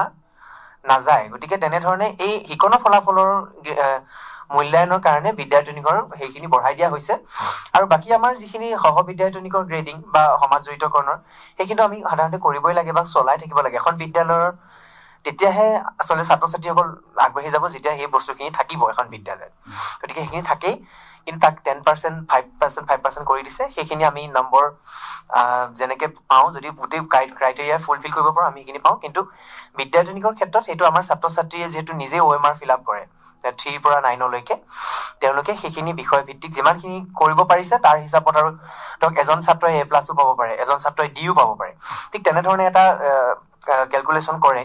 সেইখিনি আমি ইয়াতে বহি ক'ব নোৱাৰো, সেইখিনি তেওঁলোকৰ পৰা ফলাফলটো আহে, তেওঁলোকে এটা নিৰ্ধাৰিত প্ৰচেছত সেইখিনি কৰে, কিন্তু আমি সেই ফলাফলটো তেনেধৰণে পাওঁ। আৰু যেতিয়া আমাৰ A+ পাওঁ বা হেৰি পাওঁ, ছাত্ৰ ছাত্ৰীয়ে ধৰক মানে A+ পালে মানে গম পোৱা যায় যে সেইখন বিদ্যালয়ৰ ছাত্ৰ ছাত্ৰীৰ মানে শিকনৰ অৰ্হতা অলপ আছে বা ভাল। আৰু C বা D হলে মানে তাৰমানে আৰু যে আগবঢ়াই নিব লাগিব সেইটো নিৰ্ধাৰণ কৰা হয়। আৰু এতিয়া যদি আমি 2023 চনৰ গুণোৎসৱৰ ডিব্ৰুগড় জিলাৰ ফলাফলটো যদি আমি চাওঁ, তেতিয়া ডিব্ৰুগড়ৰ স্থানটো আছিলে, ডিব্ৰুগড়ত 1574খন বিদ্যালয়ে অংশগ্ৰহণ কৰিছিলে। তাৰ ভিতৰতে ডিব্ৰুগড় সংখ্যাটো জিলাভিত্তিক 21 নম্বৰ স্থানত আছিলে, আৰু A+ পাইছিলে 404খন school, A 742, B 320, C 65, D 43খন স্কুল, যিটো 2023 চনৰ যিটো ফলাফল আছে। আৰু ইয়াতে প্ৰথম স্থানত আছিলে শিৱসাগৰ, চৰাইদেউ আৰু গোলাঘাট, এই 3খন ডিষ্ট্ৰিক্ট আছিলে। এতিয়া আমি ডিব্ৰুগড়ৰ যদি ফলাফলটো চাওঁ, 21 নম্বৰ স্থানত আছিলে সকলো দিশৰ পৰা। তাত কি কাৰণে তেনেকুৱা হ'ব পাৰে বা কোনকেইটা দিশৰ আমি গুৰুত্ব দিয়া অত্যন্ত প্ৰয়োজন আছে বুলি ভাবে? নলিনী মজুমদাৰ ছাৰ, আপোনাৰ পৰা জানিব বিচাৰিছোঁ। যোৱা শিক্ষাবৰ্ষটো ডিব্ৰুগড় জিলাৰ পজিশ্যন আছিলে গুণোৎসৱত 13%, 13 নম্বৰ স্থানত আছিলে আচলতে, 13% নহয়। 13 নম্বৰ স্থানৰ পৰা এইবাৰ যিটো গুণোৎসৱ হৈ গ'ল, সেই গুণোৎসৱটোত আমাৰ জিলাখন 21 নম্বৰলৈ অৱনমিত হ'ল। এটা আনএক্সপেক্টেড মানে এটা চিটুৱেশ্যন আমাৰ সন্মুখীন হ'বলগীয়া হ'লো। জিলাখনৰ সেইকাৰণে দায়িত্বও বাঢ়িল, আৰু ইয়াৰ পৰ্যালোচনা বিভিন্ন সময়ত হৈছে। ইয়াৰ কি কাৰণত বা কি কাৰকৰ কাৰণে আমাৰ এই ৰেংকটো আমি তললৈ নামি আহিলো, তাৰ বিভিন্ন দিশবিলাক আলোচনা হৈছে। আৰু আলোচনাত এনালিচিছ কৰোঁতে কিছুমান কথা ধৰা পৰিছে। তাৰ ভিতৰতে এক নম্বৰতে আছে আমাৰ ড্ৰপ আউট চিলড্ৰেন। ল'ৰা ছোৱালী বিদ্যালয় আধাতে ল'ৰা ছোৱালী বিদ্যালয় ত্যাগ কৰিছে, আৰু তাৰ যিটো ফিগাৰ, সেই ফিগাৰটো বৰ দুখ লগা। আৰু গুণোৎসৱত এবচেণ্টিজ মানে অনুপস্থিত থাকিল। বহু সংখ্যক বিদ্যালয়ৰ ছাত্ৰ ছাত্ৰী গুণোৎসৱত অনুপস্থিত থাকিল কাৰণে সেইটো এটা কাৰকৰ। কাৰণ গুণোৎসৱত এটা নিয়ম বনাই দিয়া হ'ল যে যিখন বিদ্যালয়ৰ ছাত্ৰ ছাত্ৰী যদি 100 ল'ৰা ছোৱালী আছে, যদি সেইখন বিদ্যালয়ত যদি গুণোৎসৱত উপস্থিত আছে মাত্ৰ 17 জন, তেতিয়াহ'লে 17 জনৰ মূল্যায়ন নহয়, 100 জনৰ মূল্যায়ন হ'ব। কেনেকৈ হ'ব যে 17 জনেহে উপস্থিত থাকিলে, 17 জনৰ মূল্যায়ন হ'ল গুণোৎসৱৰ যোগেদি, আৰু 17 জনৰ মূল্যায়নটোৰ লগত সেই বাকী 30 জন যে থাকিল অনুপস্থিত, সেই 30 জনৰ এটা মাৰ্কিং হ'ব, আৰু সেই মাৰ্কিংটো হ'ল 0 অৰ্থাৎ সেই শূন্যটো 30টা শূন্য আচলতে সেই বিদ্যালয়খনে অভাৱত মানে তেওঁলোকে বুজা ল'বলগীয়া হ'ল, আৰু সেই 30টা শূন্যৰ যোগেদি তেওঁলোকৰ গ্ৰেডটো কমিল। তাৰমানে আমি যদি চাওঁ যে আমাৰ ইয়াত স্কুল ড্ৰপ আউট বা আধাতে স্কুল এৰি দিয়া বা দীৰ্ঘ সময়ৰ কাৰণে স্কুললৈ নহা, সেই সমস্যাটো আছে, যিটো সমস্যাৰ কাৰণে ডিব্ৰুগড় জিলাখনত ৰেংকটো আগৰ বছৰতকৈ কমি গৈছিলে, 13ৰ পৰা আহি পেলাই 21 হৈছিলে। আৰু বিদ্যায়তনিক যিবিলাক দিশ, সেই দিশবিলাকত এনালাইচিছ কৰি আপোনালোকে কি পাইছিলে? 2023 চনৰ যিবিলাক শিকনৰ কথা কৈছে, যি শিকন ফলাফলৰ কথা কোৱা হৈছে, তাত কেনেকুৱা ধৰণৰ কথাবিলাক দেখা পাইছিলে? তাত কিছুমান ৰাষ্ট্ৰীয় পৰ্যায়ৰ কাৰণ এটা আগতে নেশ্যনেল এছেছমেণ্ট ছাৰ্ভে হৈছিলে, তাৰ এটা ৰিপৰ্ট, আকৌ এইবাৰ ষ্টেট লেভেল এটা এছেছমেণ্ট ছাৰ্ভে হ'ল, তাৰ এটা ৰিপৰ্ট, আৰু আমাৰ গুণোৎসৱৰ ৰিপৰ্ট। এই তিনিওটা ৰিপৰ্টৰ ওপৰত এনালিচিছ কৰিছে, আৰু এনালিচিছ কৰি ষ্টেটৰ ৰিপৰ্টৰ লগত আমাৰ গুণোৎসৱৰ ৰিপৰ্টৰ লগত চাওঁতে দেখা গৈছে যে ল'ৰা ছোৱালীবিলাক প্ৰথম আৰু দ্বিতীয় শ্ৰেণী নম্বৰখিনি প্ৰায় ঠিকেই আছে বৰ বিশেষ এটা তাত প্ৰভাৱিত হোৱা নাই কিন্তু প্ৰভাৱিত হৈছে 2, 3, 4, 5 এনেকে ওপৰলৈ যেতিয়া গৈ থাকিব তেতিয়া সেই ক্লাছবিলাকৰ যিটো পাৰফৰ্মেঞ্চ বিশেষকৈ গণিত আৰু বিজ্ঞান ওপৰ লেভেলত উচ্চ প্ৰাথমিক পৰ্যায়ত আৰু সেইটোত অকণমান বেছি এফেক্ট হৈছে ইংলিছৰ ক্ষেত্ৰতো যথেষ্টখিনি দুৰ্বলতা আছে গতিকে এই কথাবিলাক ওপৰত বিশেষ ধৰণে তাত ছবি এখন দুখ লগা ছবি এখন ওলাইছে আৰু সেই ক্ষেত্ৰত যথেষ্টখিনি কৰিবলগীয়া আছে আৰু সেই হিচাপে মই ভাবোঁ গুণোৎসৱৰ যোগেদি যিখিনি আমাৰ এতিয়া শিক্ষক প্ৰশিক্ষণ মাজে সময়ে দি থকা হৈছে প্ৰশিক্ষণ চলি আছে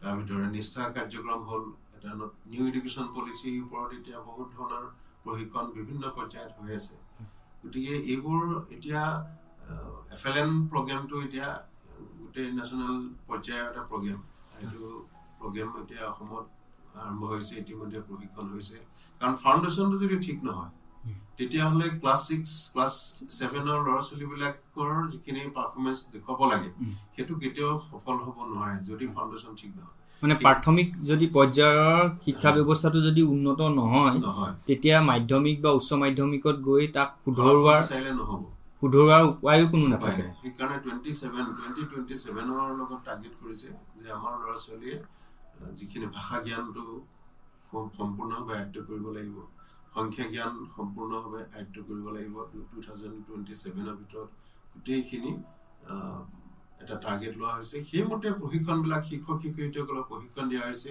যথেষ্টখিনি সামগ্ৰী ডিপাৰ্টমেণ্টে শিক্ষা বিভাগে স্কুলবিলাকক ইতিমধ্যে দিছে আৰু সেইবিলাকৰ যোগেদি জয়ফুল লাৰ্ণিং আৰু আনন্দদায়ক শিক্ষাৰ যিটো প্ৰকৃত যিটো উদ্দেশ্য সেই উদ্দেশ্যটো সফল কৰিবৰ কাৰণে শিক্ষক শিক্ষয়িত্ৰী এক্টিভিটি বেছ কিছুমান লাৰ্ণিং তাক এটা বিশেষ জোৰ দিয়া হৈছে টিচিং লাৰ্ণিং মেটেৰিয়েলছৰ উন্নত পৰ্যায়ৰ ৰাষ্ট্ৰীয় পৰ্যায়ৰ কিছুমান সামগ্ৰী আহিছে যিবিলাক বিদ্যালয়বিলাকে ইতিমধ্যে লাভ কৰিছে আৰু সেইবিলাকে ল'ৰা ছোৱালীবিলাকক অকণমান শিক্ষা দিশবিলাকত আগুৱাই নিয়াত যথেষ্ট ফলদায়ক মানে এটা কাৰ্যসূচী মই অনুভৱ কৰোঁ সেইটোৱে ফাউণ্ডেশ্যন ঠিক কৰি ল'ব পাৰিলে গুণোৎসৱৰ ভৱিষ্যতলৈ আৰু সুন্দৰ পজিশ্যনলৈ যাব পাৰিব শ্ৰীযুত শৈলেন গোহাঁই ছাৰ আপুনি কি কয় এইটো বিষয়ত এটা গুৰুত্বপূৰ্ণ প্ৰশ্ন মজুমদাৰ ছাৰে ঠিকেই কৈছে কিন্তু আমি অলপতে মানে এটা এনালাইচিছ কৰিছিলোঁ এই যিবিলাক শিক্ষণীয় দিশ আছে মেইন বিদ্যাৰ্থিনীৰ দিশত কেলে বেয়া কৰিছে সহবিদ্যাৰ্থিনীক বা সমাজজড়িত এটা বেলেগ চেপ্টাৰ কিন্তু মেইন টাৰ্গেটটো হ'ল আমাৰ বিদ্যাৰ্থিনীৰ দিশত কেলে সিহঁতি মানে এইটো ছাকচেছফুল হোৱা নাই তেতিয়া দেখা গ'ল মই এখন মণ্ডল পৰ্যায়ৰ মিটিঙত আছিলোঁ তেতিয়া চিআৰচিসকলে এনালাইচিছ কৰিছিল যোৱা বৰ্ষত কি হৈছে যে মাতৃভাষাত বৰ দুখ লগাকৈ ফলাফল বেয়া কম্পেৰেটিভলি ইংৰাজীৰ তুলনাত সেইটোতো অতি দুখ লগা প্ৰতিচ্ছবি এখন গতিকে কথাটো হ'ল কি ঠিক সেইধৰণে গণিতত এখন দুখ লগা প্ৰতিচ্ছবি মাতৃভাষা আৰু গণিত এইবিলাক কথাত কি হ'ল আৰু ইংৰাজীটো কেনেকুৱা ধৰণৰ ইংৰাজী মোটামুটি ছেকেণ্ড লেংগুৱেজ মোটামুটি ঠিকে আছে ইংৰাজীটো সাধাৰণতে আমাৰ এটা ভয় ভাৱ এটা থাকেই কিন্তু তৎসত্বেও কিন্তু কম্পাৰেটিভলি মাতৃভাষাত বেয়া হৈছে আৰু তৃতীয় নে চতুৰ্থ শ্ৰেণী এটা পৰিৱেশ বিজ্ঞানৰ কোনোবা এটা প্ৰশ্ন খুব সহজ প্ৰশ্ন আছিলে কিমান পাৰ্চেণ্ট ল'ৰাই সহজ প্ৰশ্ন আছিলে সেই কিমান পাৰ্চেণ্ট ল'ৰাই তেওঁলোকে পাৰ্চেণ্টেজ সহ দেখাই দিছিলে সেইটো ভুল কৰিলে এটা কথাটো কেলে ভুল কৰিলে আমাৰে বুজোৱা ভুল হৈছে তেওঁলোকে টান বস্তু পঢ়ি সহজ বস্তু পঢ়িবলৈ আগ্ৰহ নাইকিয়া হৈছে আৰু এই ওমাৰে যিটো কথা খুব এটা এই মানে অপচনেল দিয়ে সেইবিলাকৰ কিছুমান উইক পইণ্টো আছে আমি কোনো এটা বস্তু বহলকৈ জানিবলৈ নিবিচৰা হ'লো আৰু মাজতে আমি আমাৰ শ্ৰোতাসকলকো জনাই থওঁ আপোনালোকে হয়তো এতিয়া আমি যিমানখিনি আলোচনা কৰিলো সেই আলোচনাখিনিৰ পৰা গুণোৎসৱৰ বিষয়ে কিছু কথা আপোনালোকে জানিব পাৰিছে আৰু যদি আপোনালোকে কিবা প্ৰশ্ন আছে আপোনালোকে যদি কিবা সুধিব বিচাৰে আমাৰ অতিথিসকলক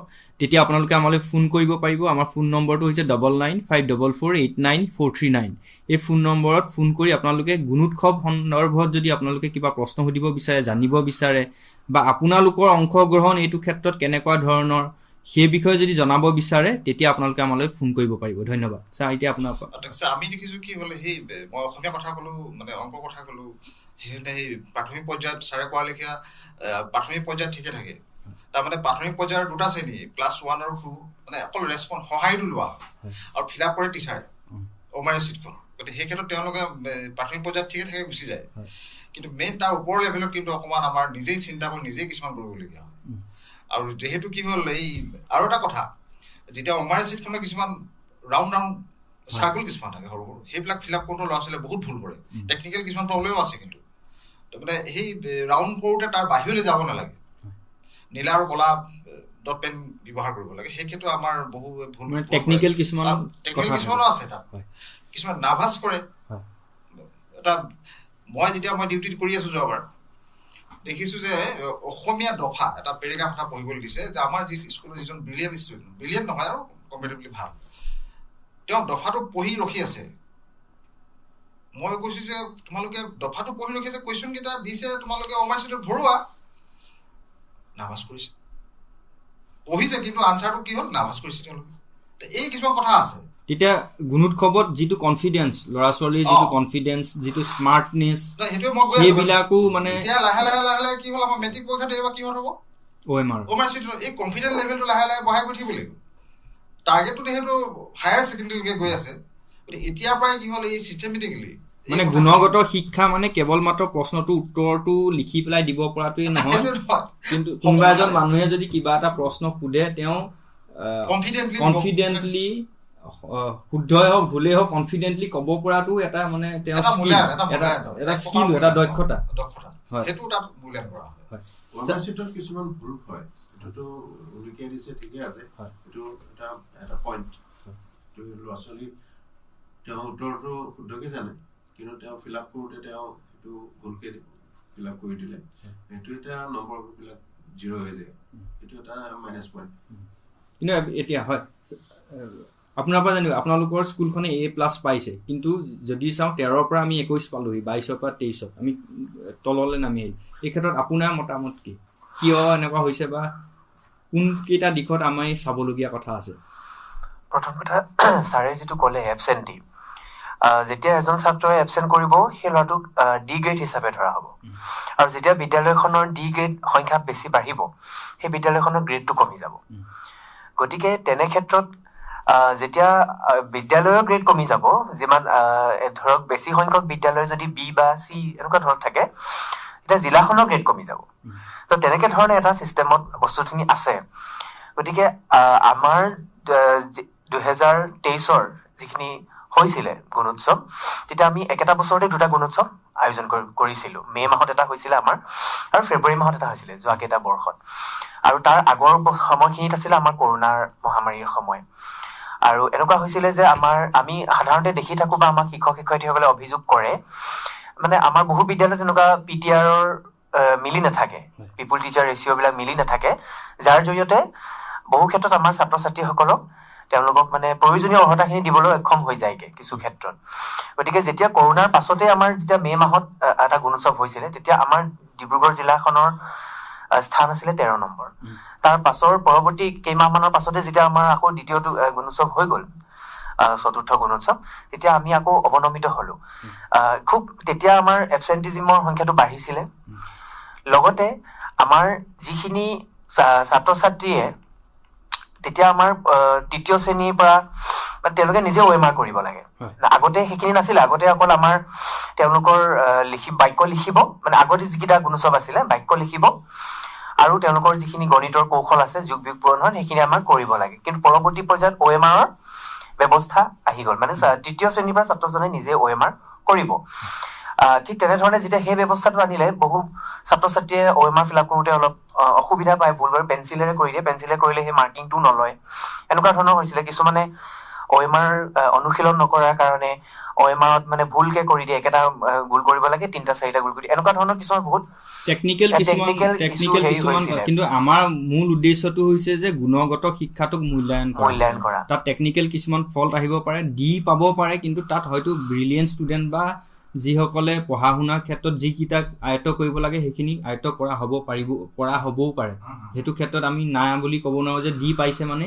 এতিয়া যদি কোনোবা এখন, বা মই যদি A আৰু A+ যদি বাদ দিওঁ, B, C, D এইকেইটা ৰেংক যদি কোনোবা এখন স্কুলে পাইছে, তেতিয়া বা যিকোনো এখন স্কুলে গুণোৎসৱৰ পিছত তেওঁলোকে কৰিব লাগিব। গুণোৎসৱলৈকেতো আমি দেখো যে শিক্ষক শিক্ষয়িত্ৰী বা সকলো মানুহ খুব যথেষ্ট ব্যস্ত হৈ থাকে গুণোৎসৱক লৈ। কিন্তু গুণোৎসৱৰ পিছৰ পৰ্যায়ত কৰিবলগীয়া কি কি কাম থাকে?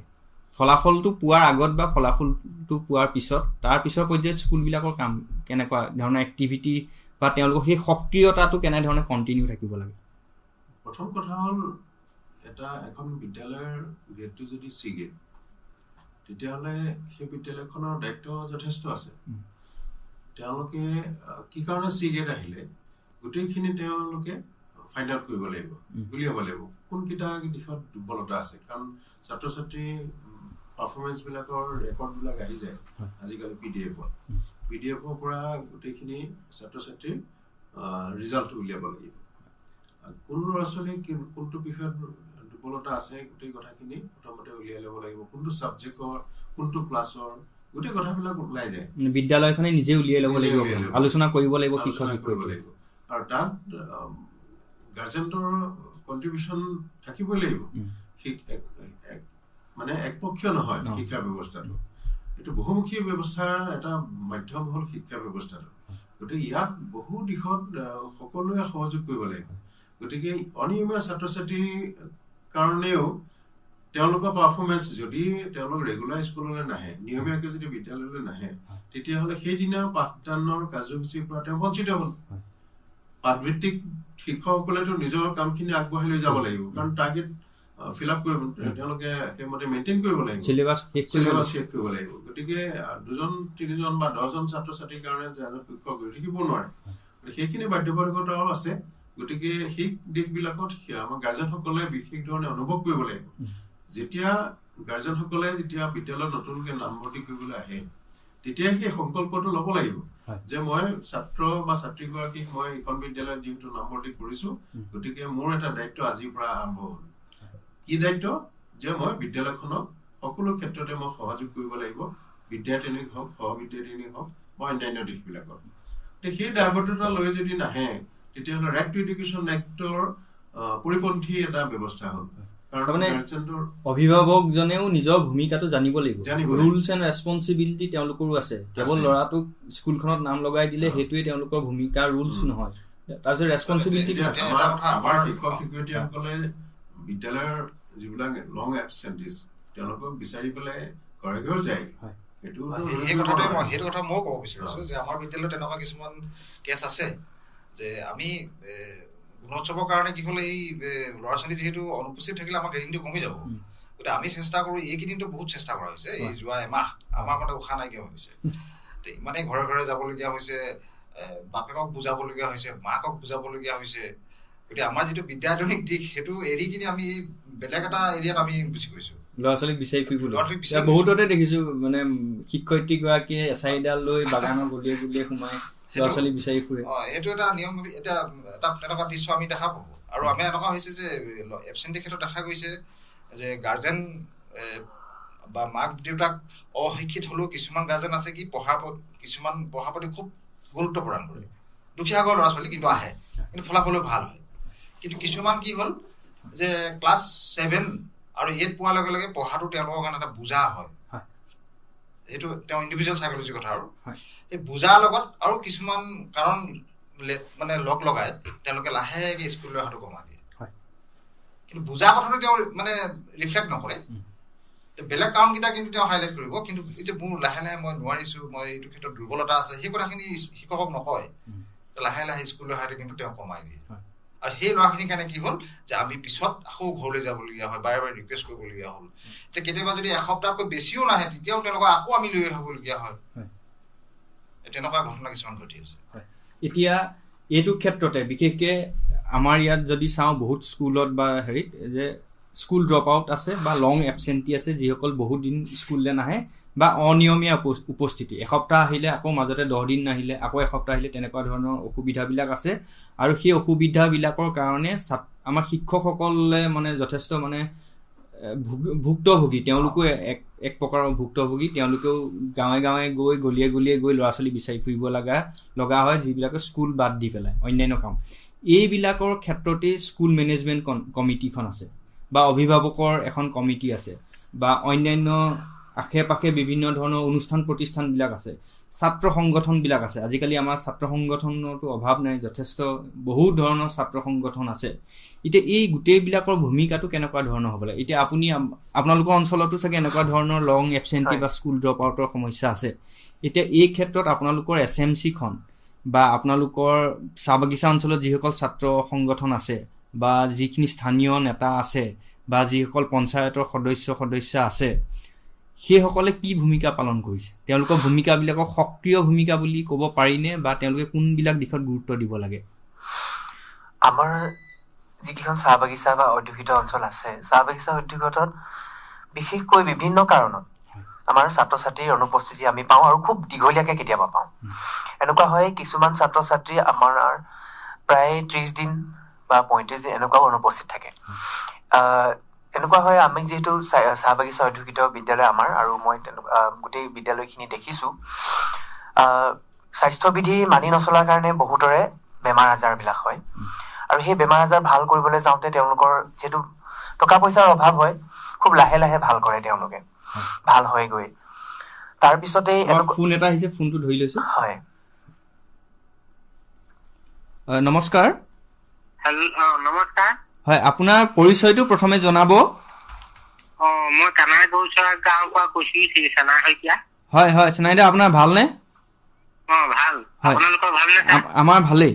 আজি অনুষ্ঠানটোত আমি গুণোৎসৱৰ কথা আলোচনা কৰি আছো, আপুনি নিশ্চয় শুনি আছে। হয়, আপুনি গুণোৎসৱ শব্দটো আগতে শুনিছে চাগে? শুনিছো, স্কুলত পাতিয়ে থাকে। স্কুলত পাতি থাকে। গৈছে নাই কেতিয়া? আপোনাৰ ল'ৰা বা ছোৱালী স্কুলত পঢ়ি আছে নেকি? মোৰ দুজন ল'ৰা গৈছে, এজন LP স্কুল, এজন ME। হয়, আপুনি আপোনাৰ স্কুল LP আৰু ME স্কুলত পঢ়ি আছে? হয়। এই স্কুলখনলৈ আপুনি গৈছেনে আগতে? আগতে গৈছো এবাৰ, মই মোৰ মানুহজনী যায়। আপোনাৰ মানুহগৰাকী যায়? মানুহগৰাকী মানে তাৰ মাতৃগোটৰ সদস্য হয়। মাতৃগোটৰ সদস্য হয়। আপুনি অন্তিমবাৰ সেইখন স্কুললৈ কেতিয়া গৈছিলে, মনত আছে নি? আপুনি দেউতাক হিচাপে সুধিছো, মাকটোতো যায়েই বাৰু। হয়, মোৰ 3 মাহ মান হ'ল যোৱা। কি উদ্দেশ্যেৰে গৈছিলে? মাতিছিলে মাক দেউতাকক। মাক দেউতাকক মতাৰ কাৰণে আপুনি গৈছিলে? ভালকে পঢ়া শুনা কৰে নেকি চাবলৈ। হয়। আৰু সেই স্কুলখনত যিহেতু মিড ডে মিল চাগে দিয়ে ল'ৰা ছোৱালীক, PM পোষণৰ মানে আমাৰ যে মধ্যাহ্ন আহাৰ যে দিয়ে, খাবলৈ দিয়ে, সেইখিনিতো সেইখন স্কুলত দিয়ে চাগে আপোনাৰ ল'ৰা ছোৱালী য'ত পঢ়িছে? দিয়ে, আমাৰ ভালেই দিয়ে। আমাৰ কানাই গৌচৰা LP স্কুলত। হয়, তালৈ গৈছিলো মই, তাত ভালেই দিয়ে আমাৰ। হয় হয়, মধ্যাহ্ন ভোজন ভাল দিয়ে। হয়। আৰু বিশেষকে আপুনি যিহেতু অভিভাৱক, আপোনাৰ ল'ৰা বা ছোৱালীয়ে স্কুলখনত পঢ়ি আছে, সেইভাবে আপোনাৰ অভিভাৱক হিচাপে আপোনাৰ কি দায়িত্ব আছে? আপুনি কি ভাবে, আপোনাৰ কেনেকুৱা ধৰণৰ দায়িত্ব আছে স্কুলখনৰ যিটো শিক্ষা ব্যৱস্থা বা আপোনালোকৰ গাঁওখনৰ শিক্ষা ব্যৱস্থাটো উন্নতি কৰাত আপোনাৰ ভূমিকা কি থাকিব লাগে বুলি ভাবে, বা আপোনাৰ দৰে যিসকল অভিভাৱক আছে তেওঁলোকৰ কি ভূমিকা থাকিব লাগে? আমাৰ দৰে অভিভাৱক প্ৰত্যেকৰে মানে ল'ৰা ছোৱালী পঢ়োৱা দায়িত্ব, সময়মতে স্কুললৈ পঠিওৱা, হয়, আৰু পঢ়া শুনাত মনোযোগ দিছে নাই ল'ৰা ছোৱালী সেইবোৰ চোৱা চিতা কৰা, হয়, আৰু লগতে শিক্ষকসকলো ভাল ধৰণে মানে ল'ৰা ছোৱালী পঢ়া শুনাৰ ক্ষেত্ৰত গুৰুত্ব দিব লাগে। হয়, সেইটো মই গৈ কিনি কওঁ কেতিয়াবা চাওঁ। হয়, ছাৰসকলৰ লগত আপোনালোকে কথা পাতো, মই ভালকে পঢ়া শুনা কৰিব, পঢ়াব লাগে, ঘৰত পঢ়িবা, সেইবোৰ উপদেশ দিব লাগে বুলি। হয়, এতিয়া সেইবিলাকে কওঁ। হয়, এইবাৰ যোৱাবাৰৰ গুণোৎসৱত আপোনালোকৰ স্কুলখনে কিমান ৰেংক পালে জানে নি আপুনি? যোৱাবাৰ আমাৰ স্কুলখনত মানুহজনীয়ে কৈছিলে মানে, মইতো যোৱা নাছিলো যোৱাবাৰ, কৈছিলে A grade পাইছিলে বুলি কৈছিলে। A grade আপুনি জানে, যথেষ্ট কথা আপুনি জানে বা যথেষ্টভাৱে আপুনি স্কুলখনৰ লগত জড়িত হৈ আছে। আমাৰ ইয়াতে কেইবাজনো শিক্ষক উপস্থিত আছে, তেওঁলোকক আপুনি কিবা প্ৰশ্ন সুধিব বা জানিব বিচাৰে নি? মই তাৰ জানিব বিচাৰিছো, এই গুণ উৎসৱটো প্ৰাইভেট স্কুল বিলাকতো হয় নে নহয় বা মই নাজানো। হয়, সেইটো মানে সুধিব বিচাৰিছো প্ৰশ্ন। হয়, ছাৰ আপুনি নলিনী মজুমদাৰ ছাৰে আপোনাক উত্তৰটো জনাব। হয়, আপোনাক অশেষ ধন্যবাদ জনাইছো আমাৰ এই মঞ্চখনৰ পৰা। আপোনাৰ পৰা যিখিনি কথা শুনিলো, এটা সচেতন অভিভাৱক বুলিয়ে মই অনুভৱ কৰিছো, কিন্তু আপুনি আপোনাৰ আইগৰাকীৰ ওপৰতে বেছি নিৰ্ভৰশীল হৈ আছে। কিন্তু আপুনি পিতৃ হিচাপে আপোনাৰ অকমান বিদ্যালয়খনৰ অকমান শিক্ষক শিক্ষয়িত্ৰীৰ লগত অকমান যোগাযোগ ৰাখিব, আৰু আপুনি যিখিনি মেছেজ দিছে, যিখিনি বাৰ্তা দিছে, বাৰ্তাখিনি ধৰক আপুনি আপোনাৰ পৰিবাৰৰ পৰা ল'লে, কিন্তু আপুনি তেখেতলোকৰ লগত অকমান ঘনিষ্ঠতাটো ৰাখিব। ভাল লাগিলে, আপুনি খুব ভাল খবৰ কেইটামান আমাক দিছে। সেইকাৰণে এই গ্ৰেড পাইছে বিদ্যালয়খনে, কাৰণ আপোনাৰ ল'ৰা ছোৱালী দুয়োগৰাকীক যিহেতু স্কুললৈ ৰেগুলাৰ হয়তো পঠাইছে চাগে, আপোনাৰ ল'ৰা ছোৱালী গ্ৰেড কি পাইছে সেইখিনি খবৰ আপোনাৰ হাতত আছে নেকি বাৰু? জনাইছে, পঢ়া শুনাৰ ক্ষেত্ৰত পঢ়িছে চাই। কি গ্ৰেড পাইছে? যোৱাবাৰৰ গুণোৎসৱত কি গ্ৰেড পালে আপোনাৰ ল'ৰা আৰু ছোৱালীয়ে, সেইটো কথা আপোনাক স্কুলখনৰ পৰা জনোৱা হৈছে নেকি, বা আপুনি জানে নেকি? এইবছৰ হোৱা নাই বাৰু, 2023 চনত। সেইটো এটা দৰকাৰী কথা। 24 এতিয়া এইদিনতে হ'ব, আপুনি জানিব পাৰিব। হয় হয়, আপুনি যথেষ্ট কথা জানে বা যথেষ্ট সক্ৰিয়ভাৱে আপুনি জড়িত হৈ আছে, আৰু আমিও আশা কৰিছো আপোনাৰ দৰে হওক সকলো অভিভাৱক। ব্যক্তিগত আপুনি যিটো প্ৰশ্ন সুধিছে,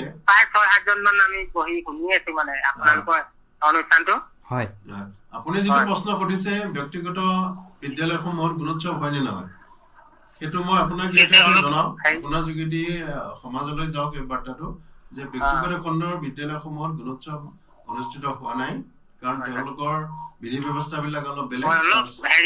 হেলিকপ্টাৰ আহি আছে যে, ছাৰে আপোনাক জনাইছে যে আপোনাৰ প্ৰশ্নটোৰ উত্তৰ, ব্যক্তিগত খণ্ডৰ বিদ্যালয়বিলাকত এতিয়া গুণোৎসৱ আয়োজন কৰা হোৱা নাই, কেৱল চৰকাৰী খণ্ডৰ স্কুলবিলাকতহে কৰা হৈছে। হয়, দিয়া হোৱা নাই। হয় হয়, আপোনাক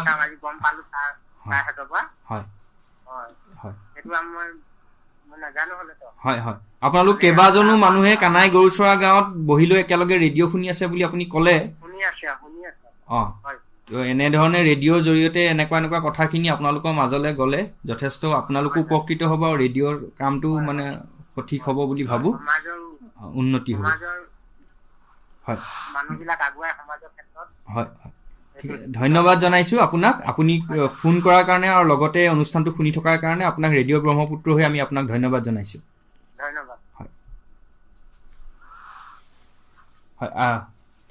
এনেধৰণে যদি অভিভাৱকসকল একেবাৰে 100% নহলেও অন্তত 60-70% যদি জড়িত হয়, তেতিয়া লাহে লাহে গোটেই ব্যৱস্থাটো উন্নত হোৱাৰ মানে সুযোগ থাকে। আপুনি কৈ আছিল? হয়, মই বাগান অঞ্চলৰ যি মানে ছাত্ৰ ছাত্ৰীৰ অনিয়মীয়া উপস্থিতি সেই সম্পৰ্কত কৈ আছিলো, আৰু আপুনি যিটো প্ৰশ্ন সুধিছিলে, তো সেই যিখিনি আমি ছাত্ৰ ছাত্ৰীৰ অনিয়মীয়া উপস্থিতি খুব দীঘলীয়াকে কেতিয়াবা পাওঁ, তেতিয়া আমি খুব বিবুদ্ধিত পৰো যে কি কৰিম, কাৰণ ইতিমধ্যে আমাৰ বহুত পাঠ্যক্ৰম শেষ হৈ যায়। সেই ছাত্ৰ ছাত্ৰী আকৌ বহুত দিনৰ মূৰত বিদ্যালয়লৈ আহে, কিন্তু তেওঁলোকক একেখিনি ছাত্ৰ ছাত্ৰীৰ লগত আগুৱাই নিবলৈ আমাৰ যথেষ্ট অসুবিধা হৈ যায়, কাৰণ তেওঁৰ শিক্ষণীয় অৰ্হতাখিনি যথেষ্ট গেপ হৈ গ'ল। তেনে ক্ষেত্ৰত আমি তেওঁলোকক বেলেগ ধৰণে যি ৰিমিডিয়েল আমাৰ থাকে, সেই ৰিমিডিয়েলৰ জৰিয়তে আমি তেওঁলোকক কৰিবলৈ চেষ্টা কৰো আফটাৰ আমাৰ যিখিনি শ্ৰেণী থাকে তাৰ পাছত। তো তেনেধৰণে আমি সেইখিনিক আগুৱাই নিবলৈ চেষ্টা কৰো। তাৰপিছত আপোনাৰ যিটো কথা কৈছিলে যে আমাৰ যি সামাজিক ব্যৱস্থা, বা সেই সামাজিক ব্যৱস্থাত আমাৰ যিবিলাক সংগঠন আছে বা দল সংগঠন আছে, তেওঁলোকৰ ভূমিকা কেনেকুৱা ধৰণৰ হয়। আচলতে যিবিলাক আমাৰ শিক্ষাৰ লগত বিভিন্ন ধৰণৰ আছে, শিক্ষাৰ লগত জড়িত আছে, ৰাজনৈতিক হেৰিৰ লগত জড়িত সংগঠন আছে, তেওঁলোকে নিজা নিজা কিছুমান লক্ষ্য আৰু উদ্দেশ্য আগত লৈ কাম কৰে। গতিকে যেতিয়া শিক্ষাৰ কিবা এটা দিশৰ সম্পৰ্কত তেওঁলোকে সজাগতা আনিবলৈ চেষ্টা কৰে, তেতিয়া তেওঁলোকে সেইখিনি কৰে, কিন্তু সেইখিনি কবলৈ গলে খুব মানে এপাচি শাকত এটা জলকীয়াৰ নিচিনা। তেওঁলোকে এতিয়া ধৰক আমাৰ গুণোৎসৱ হয়, গুণোৎসৱৰ সময়ত যেতিয়া আমাৰ ছাত্ৰ ছাত্ৰীসকল বিভিন্ন ধৰণৰ নাহে, বা আমি বেলেগ বেলেগ ব্যৱস্থা তেওঁলোকক আনিবলৈ চেষ্টা কৰো, সেইখিনি তেওঁলোকে আচলতে সহায় কৰিব লাগে। বা এই ক্ষেত্ৰত আমি নিজৰ অঞ্চলটোত তেওঁলোকৰ সহায় লওঁ, তেওঁলোকে তেতিয়া আমাক সহায় কৰি দিয়ে, বা যেতিয়া অন্য বিদ্যালয়েও যদি বিচাৰে নিশ্চয় সহায় কৰি দিব, তেওঁলোকে কৰিবই। কিন্তু তেওঁলোকে আচলতে সেই সহায় বিচৰালৈ ৰৈ থাকিব নালাগে।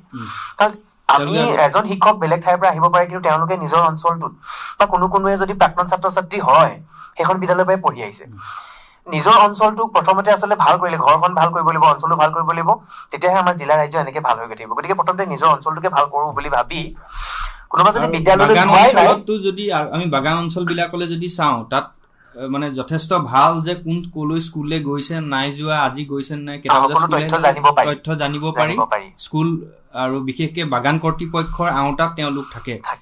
আৰু জাতীয় সংগঠন ধৰক আমাৰ খুব এনেকুৱা বাগান বিলাকত যেতিয়া আমাৰ আৱাসিক অঞ্চলবোৰ আছে, তাত তেওঁলোকে গম পায় যে কোন ল'ৰা যদি তেওঁলোকে লক্ষ্য কৰে তেতিয়াহ'লে তেওঁলোকে সেই ল'ৰাটোক ক্ষতি হবলৈ নিদিয়েই, তাৰ পৰ্যায়লৈ পাবগৈ নালাগে, তেওঁলোকে সেইখিনি তেওঁলোকে কাৰ্য ব্যৱস্থা গ্ৰহণ কৰি বিদ্যালয়লৈ পঠিয়াব। এতিয়া বাগান অঞ্চলৰ কথা যদি চাওঁ, তাত শ্ৰমিক সংগঠন বিলাক আছে, ছাত্ৰ সংগঠন বিলাক আছে, বা অন্যান্য বিভিন্ন ধৰণৰ তেওঁলোকৰ মাতৃ গোট আছে, কিশোৰী গোট আছে, বাগান কৰ্তৃপক্ষ আছে, লাইন চকীদাৰ আছে, এটা ধুনীয়া এটা ব্যৱস্থা এটা যিবিলাক আছে, যিবিলাক সাধাৰণতে গাঁও বিলাকত নাথাকে।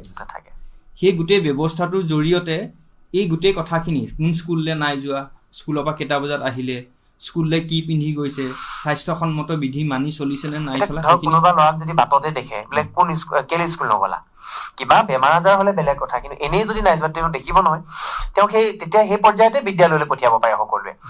আৰু এনেকুৱা হয় কিছুমান মাক বাপেকে নিজৰ সন্তানক কেতিয়াবা লৈ যায় বাগানলৈ, আমি তেনেকুৱা ধৰণৰ বাস্তৱ ছবি দেখো।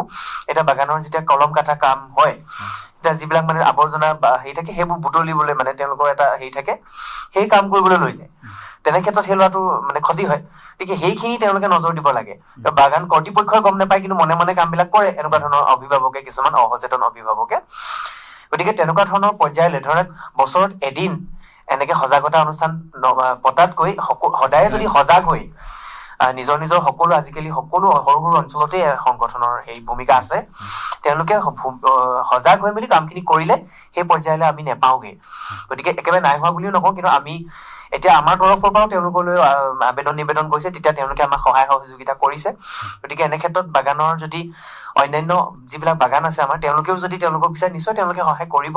আৰু ঠিক তেনেধৰণে আমাক হেৰি ফালৰ পৰাও সুবিধা দিয়া হৈছে মানে বাগানৰ আলোচনা বিলোচনা কৰিবৰ কাৰণে। গতিকে তেনেধৰণে বুলিয়ে ভাবো, আৰু মানে অনাগত সময়ত আমি আৰু পাম বুলি ভাবিছো। এটা কথা মই উল্লেখ কৰিব বিচাৰিছো এই ক্ষেত্ৰৰ লগতে, যে ডিব্ৰুগড় জিলাত আমাৰ যিটো মানে চূড়ান্ত যিটো মূল্যায়ন হ'ব আমাৰ গুণোৎসৱৰ, তাৰ আগতে কিন্তু প্ৰাক গুণোৎসৱ বুলি 3টা গুণোৎসৱ পাতিলে। বাকী আপুনি কোৱা লেখীয়া শিকনীয় দিশবিলাক কি মূল্যায়ন হৈছে মই সেইটো ক'ব নোৱাৰো, কিন্তু এটা হয়তো ফিডবেক আমি ভাল পালো, যিবোৰ ল'ৰা ছোৱালী স্কুলৰ আউটাৰ বাহিৰত আছিলে বা বহুত দিন নাহিছিলে, সেইখিনিক কিন্তু বহুত অনা হ'ল। প্ৰায় 70% ষ্টুডেণ্ট স্কুললৈ একেবাৰে নহা, কিন্তু এই প্ৰাক গুণোৎসৱৰ এটা ভাল ৰিজাল্ট হ'ল, কি ফলাফল, যে স্কুল নহা ল'ৰাখিনি অন্তত স্কুললৈ টানি অনা। এতিয়া মই সেইটোতে এটা কনফিউজন আছে, তেওঁলোকক যে গুণোৎসৱ বুলি তেওঁলোকক টানি অনা হ'ল বা আহিলে, এতিয়া সেইটো কণ্টিনিউ থাকিব নে তেওঁলোক আকৌ পুনৰ আগৰ অৱস্থালৈ ঘূৰি যাব? ইয়াক ছাষ্টেইন কৰা প্ৰক্ৰিয়াটোত এই গুণোৎসৱে সহায় কৰিব নে নকৰে? ছাষ্টেইন সেইটো এটা খুব এটা কি ক'ম, এটা পৰীক্ষামূলক অৱস্থাত আছে বুলি মই ভাবিছোঁ। এই ক্ষেত্ৰত কি হ'ল, আমাৰ বিদ্যালয়ৰ প্ৰতিখন শিক্ষক, আমাৰ বিভাগীয় কৰ্তৃপক্ষই ইমানেই আমাৰ মানে খুব ষ্ট্ৰিক্ট হিচাপে ধৰিছে যে বিদ্যালয়লৈ আহিবই লাগিব। সেইকাৰণে টিচাৰসকলে নিজৰ মুখ্য যিটো কৰ্তব্য তাক এৰিও কিন্তু ল'ৰা ছোৱালী কান্দিছে এই প্ৰাক গুণোৎসৱত, কাৰণ বিদ্যালয়খনৰ নহ'লে গ্ৰেডিংটো কমি যাব। আৰু এনেকুৱাও হয়, এতিয়া আমাৰ শিক্ষা সেতু এপ বুলি এটা এপ আছে, তাত সকলো ছাত্ৰ ছাত্ৰী এনৰল হৈ আছে ফটোৰ সৈতে। গতিকে এনেকুৱা আমাৰ কেতিয়াবা আগৰ অভিযোগ বিলাক থাকে, বা আমি বিভিন্ন ধৰণৰ বা বাতৰি পাওঁ যে নিজৰ বিদ্যালয়ৰ ছাত্ৰ ছাত্ৰী নহয় বেলেগৰ বিদ্যালয়ৰ ছাত্ৰ ছাত্ৰী আনি পৰীক্ষা দিয়া, এনেকুৱা ধৰণৰ বা বাতৰি ওলাইছিলে। এতিয়াতো সেনেকুৱাও কৰিব নোৱাৰে, কাৰণ এজন ছাত্ৰ ছাত্ৰী শিক্ষা সেতু এপত আপোনাৰ ল'ব লাগিব তেওঁলোকৰ উপস্থিতি। গতিকে সেই নিৰ্দিষ্ট ছাত্ৰজনেই হ'ব লাগিব, আৰু স্কুলৰ নিৰ্দিষ্ট এটা মানে যি এৰিয়া আছে সেই এৰিয়াৰ ভিতৰতে ছাত্ৰজনক এটেণ্ডেঞ্চ ল'ব পাৰিব। ঠিক তেনেধৰণৰ যিখিনি প্ৰযুক্তি আমাৰ উন্নত কৰা হৈছে, সেই প্ৰযুক্তিৰ জৰিয়তে আমি দেখিছো যে ছাত্ৰ ছাত্ৰীসকলে কিন্তু অলপ আকৰ্ষিত হৈছে আৰু আহিছে তাৰ জৰিয়তে।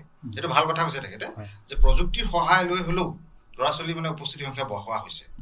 স্মাৰ্ট টিভি দিয়া হৈছে, তাক দেখিও অলপ খেলৰ অজস্ৰ সামগ্ৰী দিয়া হৈছে, তাক দেখিও আহিছে। আমি বাগানৰ কথা বেছিকৈ আলোচনা কৰিছো, কিন্তু আমাৰ বেলেগ যিবোৰ বিদ্যালয় আছে তাত কিন্তু উপস্থিতি সংখ্যা ভাল। মোৰ বিদ্যালয়খনতো অকল 3জনহে বেছি ইৰেগুলাৰ। সেই 3জনক আপোনালোকে নিশ্চয় চিনাক্ত কৰিছে? অলৰেডি আনিলো, আনিলো আমি সেই তিনিজনৰ মানে আপোনাৰ পাই জানিব বিচাৰিছে সেই তিনিজনৰ মুখ্য কাৰণটো কি আছিলে, কি কাৰণে তেওঁলোক স্কুললে? এইটো আচলতে কি হ'ল, ঘৰুৱা পৰিৱেশ এটা কথা, ঘৰুৱা পৰিৱেশ আৰু তেওঁ সামাজিক আৰু যি সামাজিক পৰিৱেশ সেইটো তাৰ কাৰণ হ'ব পাৰে। আৰু দ্বিতীয়তে কি হ'ল, তেওঁৰ লগৰ সমনীয়া কোনখিনি সমনীয়াৰ লগত তেওঁ ঘূৰি ফুৰিছে। মই ক'লোৱেই নহয় যে পঢ়াৰ বোজা বাঢ়ি যোৱাৰ লগে লগে তেওঁলোকে লাহে লাহে স্কুলৰ প্ৰতি ধাউতি কমি যায়, বেলেগ দিশ তেওঁলোকে নিজেই বিচাৰিলে। এইটো এটা মনস্তত্বৰহে কথা আৰু ল'ৰা ছোৱালী চাইকলজিৰ কথা। গতিকে তেওঁ যদি বোজা অনুভৱ কৰে, সেই বোজাটো কিন্তু কমাব লাগিব। বোজাটো কমালেহে তেওঁলোকে বিদ্যালয়মুখী হ'বলগীয়া মোৰ লাগিছে। মুখ্যতঃ হ'ল কি, ঘৰত যদি এটা পৰিৱেশ দিয়ে যে পঢ়া শুনাটো যে এটা মৌলিক কৰ্তব্য, ভৱিষ্যত যে পঢ়া শুনাই তেওঁলোকে জীৱনটো আগবঢ়াই লৈ যাব লাগিব, গতিকে সেই সামাজিক বাতাবৰণ আৰু ঘৰৰ পৰিৱেশ সেইটো ডাঙৰ কথা। সমাজখনটো আছেই, সমাজখনে সক্ৰিয়ভাৱে একো কৰিব নোৱাৰে, এটা পৰিৱেশ গঢ়ি দিব পাৰে হা, কিন্তু মেইন কৰিব আপোনাৰ ঘৰৰ এই পিতৃ আৰু মাতৃয়ে। তেওঁলোক যদি সচেতন হয় যে এই 10 দিন যোৱা নাই কিন্তু স্কুলত এটা খবৰ দিয়া নাই, সেইটোতো ডাঙৰ এটা ক্ৰাইমে এটা ধৰক আজিকালি দিনত সেইটো খবৰ দিব লাগে, সেইটো দায়িত্ব হ'ল মাক, সামাজিক ব্যাধি। আৰু মই দেখিছো যে এই পিতৃতকৈ মাতৃসকল বেছি সচেতন আজিকালি। মাতৃসকল বেছি সচেতন, তেওঁলোকে আগবাঢ়ি আহে। আপুনি অথনি কৈছে মাতৃয়ে ভৰি পৰিছে স্কুলবিলাক। এতিয়া তিনিটা বিষয় মই সন্নিৱিষ্ট কৰিব বিচাৰিছো। প্ৰথম কথা হ'ল, টি গাৰ্ডেনৰ প্ৰতিখন চাহ বাগানতে এজন ৱেলফেয়াৰ অফিচাৰ থাকে। ৱেলফেয়াৰ অফিচাৰজনৰ যথেষ্টখিনি দায়বদ্ধতা আছে। তেওঁ ৱেলফেয়াৰ মানে কি, তাৰ কল্যাণৰ কাৰণে এজন অফিচাৰ বিষয়ে নিযুক্তি দিয়া আছে এজ পাৰ এক্ট মতে। গতিকে সেইমতে তেওঁ অলপ ছাডেনলি ভিজিট কিছুমান লাইনবিলাকত দিব লাগে। শিশু ল'ৰা ছোৱালীকেইটা স্কুললৈ গৈছে নে নাই, যদি নাই যোৱা কি কাৰণে নাই যোৱা কুৱেশ্যন কৰক, অকণমান প্ৰেছাৰ দিয়ক, আৰু যদি নাই যোৱা পিছদিনা যোৱাৰ কাৰণে নিশ্চিত ব্যৱস্থা তেওঁ লওক। কাৰণ ৱেলফেয়াৰ অফিচাৰজনৰ কথা শুনে বনুৱাসকলে, সেইটো ডিনাই কৰিবলগীয়া কথা নহয়। আমাৰ প্ৰশাসনে তেওঁলোকক মাতি পেলাই কিছুমান আলোচনা কৰে, সেইখিনি প্ৰাসংগিকতা আছে, সেইখিনি কৰিবই লাগিব। কিন্তু কথা হ'ল, আমাৰ ৱেলফেয়াৰ অফিচাৰসকলৰ দায়বদ্ধতা, নিজৰ ফালৰ পৰা তেওঁলোকৰ দায়বদ্ধতাটো অকণমান যদি আহে, তেতিয়াহ'লে অকণমান এই সমস্যাটোত কিছু এটা সমাধান আহিব বুলি মই ভাবো। Number 2, child labour. চাইল্ড লেবাৰৰ সমস্যাটো আছে। এতিয়া সেইটো আমাৰ এটা বিভাগ আছে, বিভাগটোৱে অলপ ছাডেন ভিজিট কিছুমান এলেকাত দি দিব লাগে। কাৰণ এই টাউন এলেকাবিলাকতে হওক বা গেছবিলাকত কিছুমান সৰু সৰু ল'ৰা ছোৱালীয়ে কাম কৰি থাকে। এইটোতো অপ্ৰিয় হ'লেও সত্য কথা, এইটোতো অপেন চিক্ৰেট কথা, এইটো দেখি থাকে। কিন্তু কেনেধৰণে সেই বনুৱাসকলে যিবিলাকৰ বয়স মানে তেওঁলোকৰ সেইটো এক্টেই নকৰে, গতিকে তেওঁলোকে যিখিনি সময়ত স্কুলত থাকিব লাগে শিক্ষা আহৰণত, সেইখিনি সময়ত তেওঁলোকে কাৰোবাৰ হাজিৰা কাম কৰে, কাৰোবাৰ গেৰেজত কাম কৰে বনুৱা হিচাপে। গতিকে সেইবিলাকত যদি চাইল্ড লেবাৰৰ বিভাগটো যদি ছাডেন ভিজিট দি পেলাই তেওঁলোকক যদি কেইজনমান যদি গাৰ্জেনক টানি আনিব পৰা যায়, তেতিয়াহ'লে তেওঁলোকে সেই বস্তুটো অকণমান এটা সজাগ হ'ব। নাম্বাৰ 3, মই এইটো ক'ব বিচাৰিছো, আমাৰ পৰীক্ষা পে চৰ্চা এই কাৰ্যসূচীটোত আমাৰ ভাৰতৰ প্ৰধানমন্ত্ৰী, জনপ্ৰিয় প্ৰধানমন্ত্ৰী, তেখেতে এটা মেছেজ দিব বিচাৰিছে এই যিটো হৈ গ'ল। আৰু এইটোতো সত্য কথা যে আমাৰ শিক্ষক শিক্ষয়িত্ৰীসকলে ছাত্ৰ ছাত্ৰীৰ লগত এটা ভাৱৰ আদান প্ৰদানৰ কাৰণে ব্যৱস্থা এটা, য'ত মানে টেলিফোনৰ ব্যৱস্থা আছে, তেওঁলোকৰ টেলিফোনৰ লগত মাজে মাজে অকণমান কথা বতৰা পাতি থাকিব লাগে। আৰু যদি তেওঁলোকৰ ঘৰতো টেলিফোন নাই, কাষৰ কোনোবা এঘৰত টেলিফোন আছে, গতিকে তেওঁলোকৰ যোগেদিও সংযোগটো যদি কৰাৰ ব্যৱস্থা কৰা যায়, স্কুলত কিছুমান ব্যৱস্থা লওক, ডেন্স প্ৰগ্ৰেম হওক বা গানৰ হওক, স্পৰ্টছৰ হওক, এইবিলাক কাম যদি অলপ সঘনাই কৰি থকা যায়, কিছুমান ল'ৰা ছোৱালী সেইবিলাকৰ কাৰণেই স্কুললৈ যাব। কিছুমান স্কুলত মিড ডে মিলটো ভাল, গতিকে সেই মিড ডে মিলৰ কাৰণেই যাব। মিড ডে মিলৰ উদ্দেশ্যটো আচলতে অন্তৰ্নিহিত উদ্দেশ্যটো সেইটো এটা আছে, যদিও মানে আমি ক'বলৈ বেয়া, কিন্তু কথাটোতো হয়। কাৰণ ভাৰতৰ যিটো মানে প্ৰেক্ষাপট পিছপৰা শ্ৰেণীৰ, সেই প্ৰেক্ষাপটৰ আধাৰতেতো মধ্যাহ্ন ভোজনৰ ব্যৱস্থাটো। গতিকে সেই মধ্যাহ্ন ভোজনটো যদি অকণমান আৰু অকণমান আকৰ্ষণীয় কৰিব পৰা যায়, বিধি ব্যৱস্থাবিলাক গভৰ্ণমেণ্টে এতিয়া ভাত কেনেকৈ খাব, ভাতকেইটা ক'ত খাব, তাৰ উত্তৰটো কিন্তু বিদ্যালয়সমূহত নাই। সেইটো অকণমান চৰকাৰে অকণমান চোৱা চিতা কৰাৰ প্ৰয়োজন বুলি ভাবোঁ। গতিকে সেই কথাখিনি ডাইনিং হল এটাৰ প্ৰয়োজন আছে বিদ্যালয়সমূহত। ইনফ্ৰাষ্ট্ৰাকচাৰৰ মুঠতে আন্তঃগাঁথনি যদি উন্নত হয় স্কুলবিলাকত, তেতিয়া স্কুলৰ প্ৰতি ল'ৰা ছোৱালীৰ আকৰ্ষণটো ধাউতিটো বাঢ়িব বা গাৰ্জেনৰো এটা আকৰ্ষণ বাঢ়িব যে স্কুলখনৰ যেতিয়া এটা সুন্দৰ বিল্ডিং হ'ব, তাত বিভিন্ন ধৰণৰ ক্ৰিয়াকলাপ কৰিব পৰাকৈ বেলেগ বেলেগ ধৰণৰ ব্যৱস্থাবিলাক থাকিব। আজি যদি আমি চাওঁ কোনোবা এখন চৰকাৰী স্কুলত যদি চুইমিং পুল এটা যদি থাকে, তেতিয়া হয়তো গাৰ্জেনে ভাবিব মোৰ ল'ৰা স্কুলত চুইমিং পুল আছে। সেইটো এটা বৰ ভাল কথা কৈছে। আৰু প্ৰতিটো বিষয়ৰ দিব লাগে, মানে খেলৰ এজন শিক্ষক লাগে আচলতে। এই ইনোভেটিভ মানে চুইমিং পুলৰ কথা কৈছে। আমাৰ ল'ৰা ছোৱালী গাঁৱত এনেই সাঁতুৰে, এটা যদি চুইমিং পুল দিয়ে, গতিকে যিকোনো প্ৰতিযোগিতাত আন্তঃৰাষ্ট্ৰীয় হওক ৰাজ্যিক হওক, আমাৰ সেই গাঁৱৰ ল'ৰাকেইটাই পাবগৈ। এই চুইমিং পুলৰ কনচেপ্টটো যে দিছে, সেনেকুৱা স্কুলবিলাক গাঁও অঞ্চলত হ'ব লাগে। মানে তেনেকুৱা যদি ইনফ্ৰাষ্ট্ৰাকচাৰ থাকে, ভাল এখন ভলীবল কোৰ্ট থাকে, বেডমিণ্টন কোৰ্ট এখন থাকে, বাস্কেটবলৰ কোৰ্ট এখন থাকে, অতি সুন্দৰ এটা লাইব্ৰেৰী, এতিয়া ডিব্ৰুগড় ইউনিভাৰ্চিটিৰ যিটো লাইব্ৰেৰী আছে, ঠিক তেনেকুৱা ধৰণৰ কম পৰ্যায় হ'লেও লাইব্ৰেৰী, তেনেকুৱা যিবিলাক এডিশ্যনেল অতিৰিক্ত যিবিলাক ইনফ্ৰাষ্ট্ৰাকচাৰ, যিবিলাকৰ জৰিয়তে ল'ৰা ছোৱালীক আকৰ্ষণ কৰিব পাৰি, গাৰ্জেনক আকৰ্ষণ কৰিব পাৰি, তেনেকুৱা বুনিয়াদী ব্যৱস্থাবিলাক থাকিলে আৰু সেই এবচেণ্টিজমৰ যিটো কথা মানে দীঘলীয়াকৈ নাহে, সেইবিলাক লাহে লাহে হয়তো সেইবিলাকৰ ক্ষেত্ৰত চৰকাৰে চিন্তা কৰিব পাৰে। এতিয়া আমি একেবাৰে শেষ পৰ্যায়লৈ কথাটো মই অকণমান হস্তক্ষেপ কৰিছোঁ, কাৰণ সেইটো অকণমান ৰিস্কি। মই এনেই উদাহৰণটো দিছোঁ, মানে তেনেকুৱা ধৰণৰ ইনফ্ৰাষ্ট্ৰাকচাৰ, যিকোনো ইনফ্ৰাষ্ট্ৰাকচাৰে মানুহক আকৰ্ষিত কৰিব পাৰে স্কুলখনৰ প্ৰতি।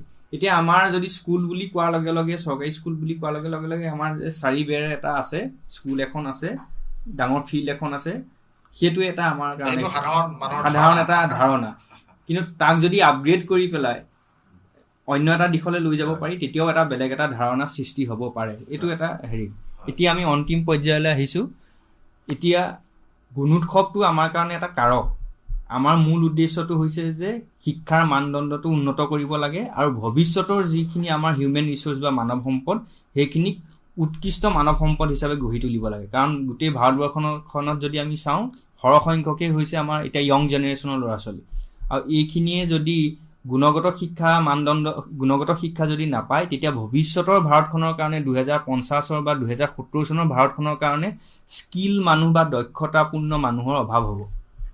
সেইটো আমাৰ মূল দায়িত্ব, আৰু সেইটো কাৰণে হৈছে গুণোৎসৱ ইয়াৰ এটা কাৰক। এতিয়া এই গোটেই ব্যৱস্থাটো গুণোৎসৱৰ জৰিয়তে গুণগত শিক্ষা ব্যৱস্থাটো ছাষ্টেইন কৰিবৰ কাৰণে বা নিৰন্তৰ কৰি থাকিবৰ কাৰণে আপোনালোক তিনিওজনৰ পৰা আপোনালোকৰ অন্তিমটো উপদেশ জানিব বিচাৰিছোঁ যে কেনেধৰণে এই ব্যৱস্থাটো নিৰন্তৰ কৰিব পাৰি। গুণোৎসৱ আমাৰ কাৰণে মূল উদ্দেশ্য নহয়, আমাৰ কাৰণে মূল উদ্দেশ্যটো হৈছে গুণগত শিক্ষা আৰু গুণগত মানসম্পন্ন মানৱ সম্পদ সৃষ্টি কৰা। সেইটো কাৰণে ইয়াক কেনেধৰণে নিৰন্তৰভাৱে চলাই নিব পাৰি, তাত সমাজখনৰ শিক্ষক শিক্ষয়িত্ৰীকে লগে কৰি অভিভাৱক, সংগঠন সকলোৰে ভূমিকাটো কেনেকুৱা ধৰণৰ হ'ব লাগে, কিয় এইটো কাৰণে চিন্তা কৰিব লাগে মানুহে খুব বেছিকৈ? নহয়, এইটোৰ ওপৰত মই এইটোৱে ক'ব বিচাৰিছোঁ, কাৰণ বৰ্তমান পৰিৱেশ পৰিস্থিতিত যিটো শিক্ষা ব্যৱস্থাৰ মাজলৈ আমাৰ শিশুসকল এতিয়া আহিছে, তাত এটা নতুন শিক্ষানীতি প্ৰাসংগিকতা আছে, আৰু সেই প্ৰাসংগিকতা থকাৰ কাৰণে অসমৰ তথা ভাৰতবৰ্ষৰ শিক্ষাবিদসকল, বিভিন্ন দল সংগঠন, চৰকাৰবিলাকে এটা সমূহীয়া প্ৰচেষ্টাৰ যোগেদি এটা গোটেই ভাৰতবৰ্ষতে এটা নতুন শিক্ষানীতি প্ৰৱৰ্তন কৰিবলৈ গৈ আছে, ইতিমধ্যে প্ৰৱৰ্তন হৈছে।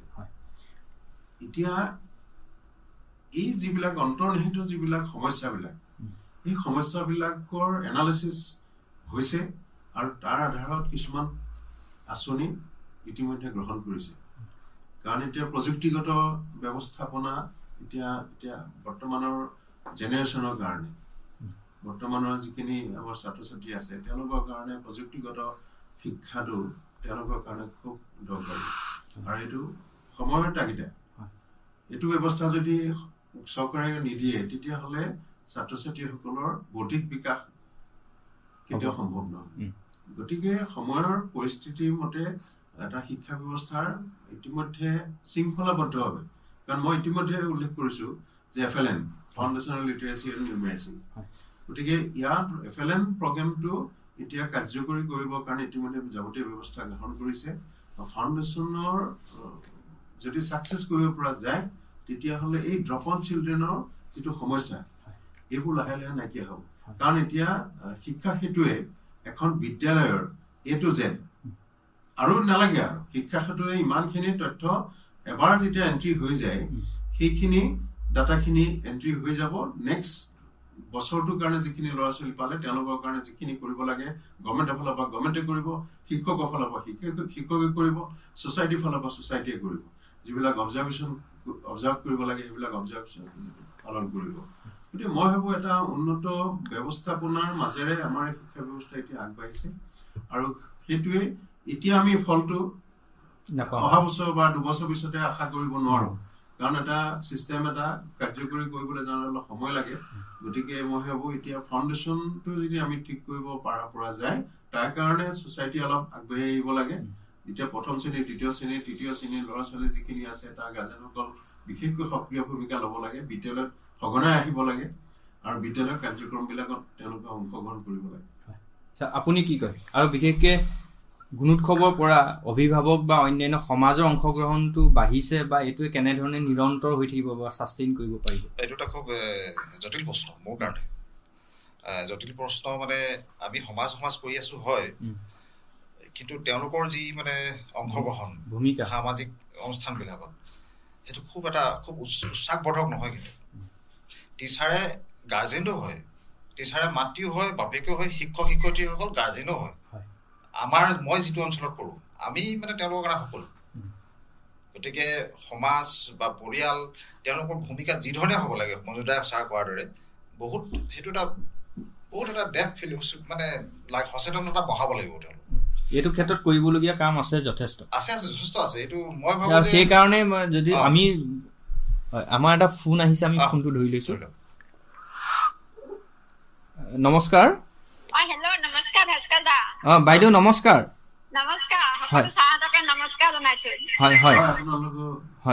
আপোনাৰ প্ৰথমে পৰিচয় জনাই দিয়ক। আমিতো জানিছো আপোনাৰ পৰিচয়টো, কিন্তু আমাৰ শ্ৰোতাসকল আৰু ছাৰসকলে নাজানে আপোনাৰ পৰিচয়টো।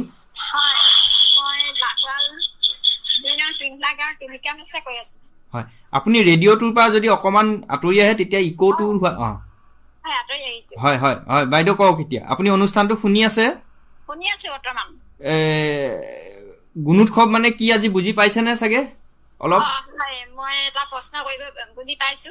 প্ৰশ্ন কৰিব বিচাৰিছো আপোনালোকক। হয় কওক। যিবিলাক চৰকাৰীকৰণ স্কুলৰ মানে গেট পায় আৰু ল'ৰা ছোৱালী বিলাকৰ তেনেকে গুণোৎসৱৰ গেট পায় নেকি? ছাৰ আপোনাক ক'ব ছাৰে, সেইটো পায়, আমি আলোচনা কৰিছিলো, তথাপিতো আপুনি সুধিছে যেতিয়া ছাৰ আপুনি ক'ব।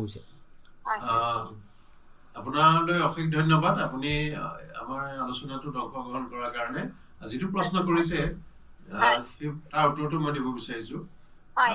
আমাৰ এখন বিদ্যালয়ৰ গ্ৰেডটো নিৰ্ভৰ কৰে ছাত্ৰ ছাত্ৰীৰ মূল্যায়নৰ গ্ৰেডৰ ওপৰত। আপোনাৰ ল'ৰাটো বা আপোনাৰ ছোৱালীজনী যদি বিদ্যালয়ত পঢ়িছে সেই গ্ৰেডটোৰ পৰা আৰম্ভ হ'ব।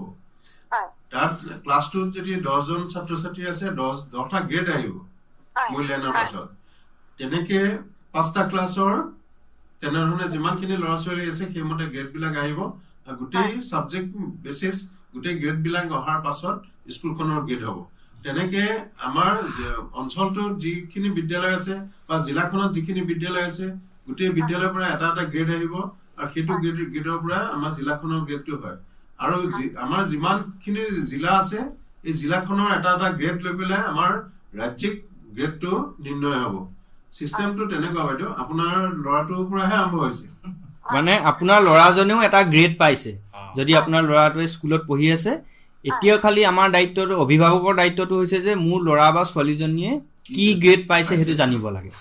গুণোৎসৱ হোৱাৰ পিছত যদিও স্কুলৰ পৰা যদি কেতিয়াবা নজনায় তেতিয়া অভিভাৱক গৰাকীয়ে গৈ স্কুলখনত সুধিবগে লাগে যে মোৰ ল'ৰাটোৱে এইবাৰ গুণোৎসৱত কি গ্ৰেড পালে। সেইটো অভিভাৱকৰ দায়িত্ব। আৰু আমি সেইকাৰণে আলোচনা কৰি আছো আপোনালোকৰ কাৰণেহে। বিশেষকে অভিভাৱকসকল যদি সক্ৰিয় হয়, সজাগ হয়, তেতিয়া স্কুলখনো সজাগ হ'ব, সক্ৰিয় হ'ব আৰু গোটেই আপোনালোকৰ অঞ্চলটো গোটেই শিক্ষাত ব্যৱস্থাটো উন্নত হ'ব। হয়, উন্নত হ'ব। হয়, আৰু কিবা প্ৰশ্ন সুধিব বিচাৰিছে নি বাইদেউ?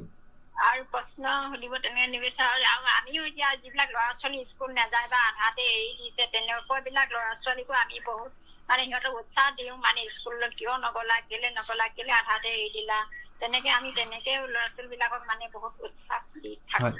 মই লগতে আৰু এটা প্ৰশ্ন সুধিব বিচাৰিছো আপোনালোকৰ আত্মসহায়ক গোট, আপুনি আত্মসহায়ক গোটত আছে নহয় চাগে? আছো।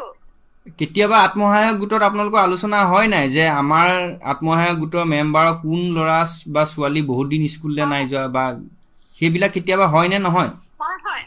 হয়, আলোচনা আত্মসহায়ক গোটত হয়। আৰু হোৱাৰ পিছত আপোনালোকে কি ব্যৱস্থা লয়? আমি যিবিলাক মানে মাতৃসকলৰ লগত আলোচনা কৰো, তেওঁবিলাকৰ ল'ৰা ছোৱালী বিষয়ে কয় বা আমিও তেনেকে ল'ৰা ছোৱালীৰ বিষয়ে কওঁ, যিবিলাক মানে তেনেকৈ মই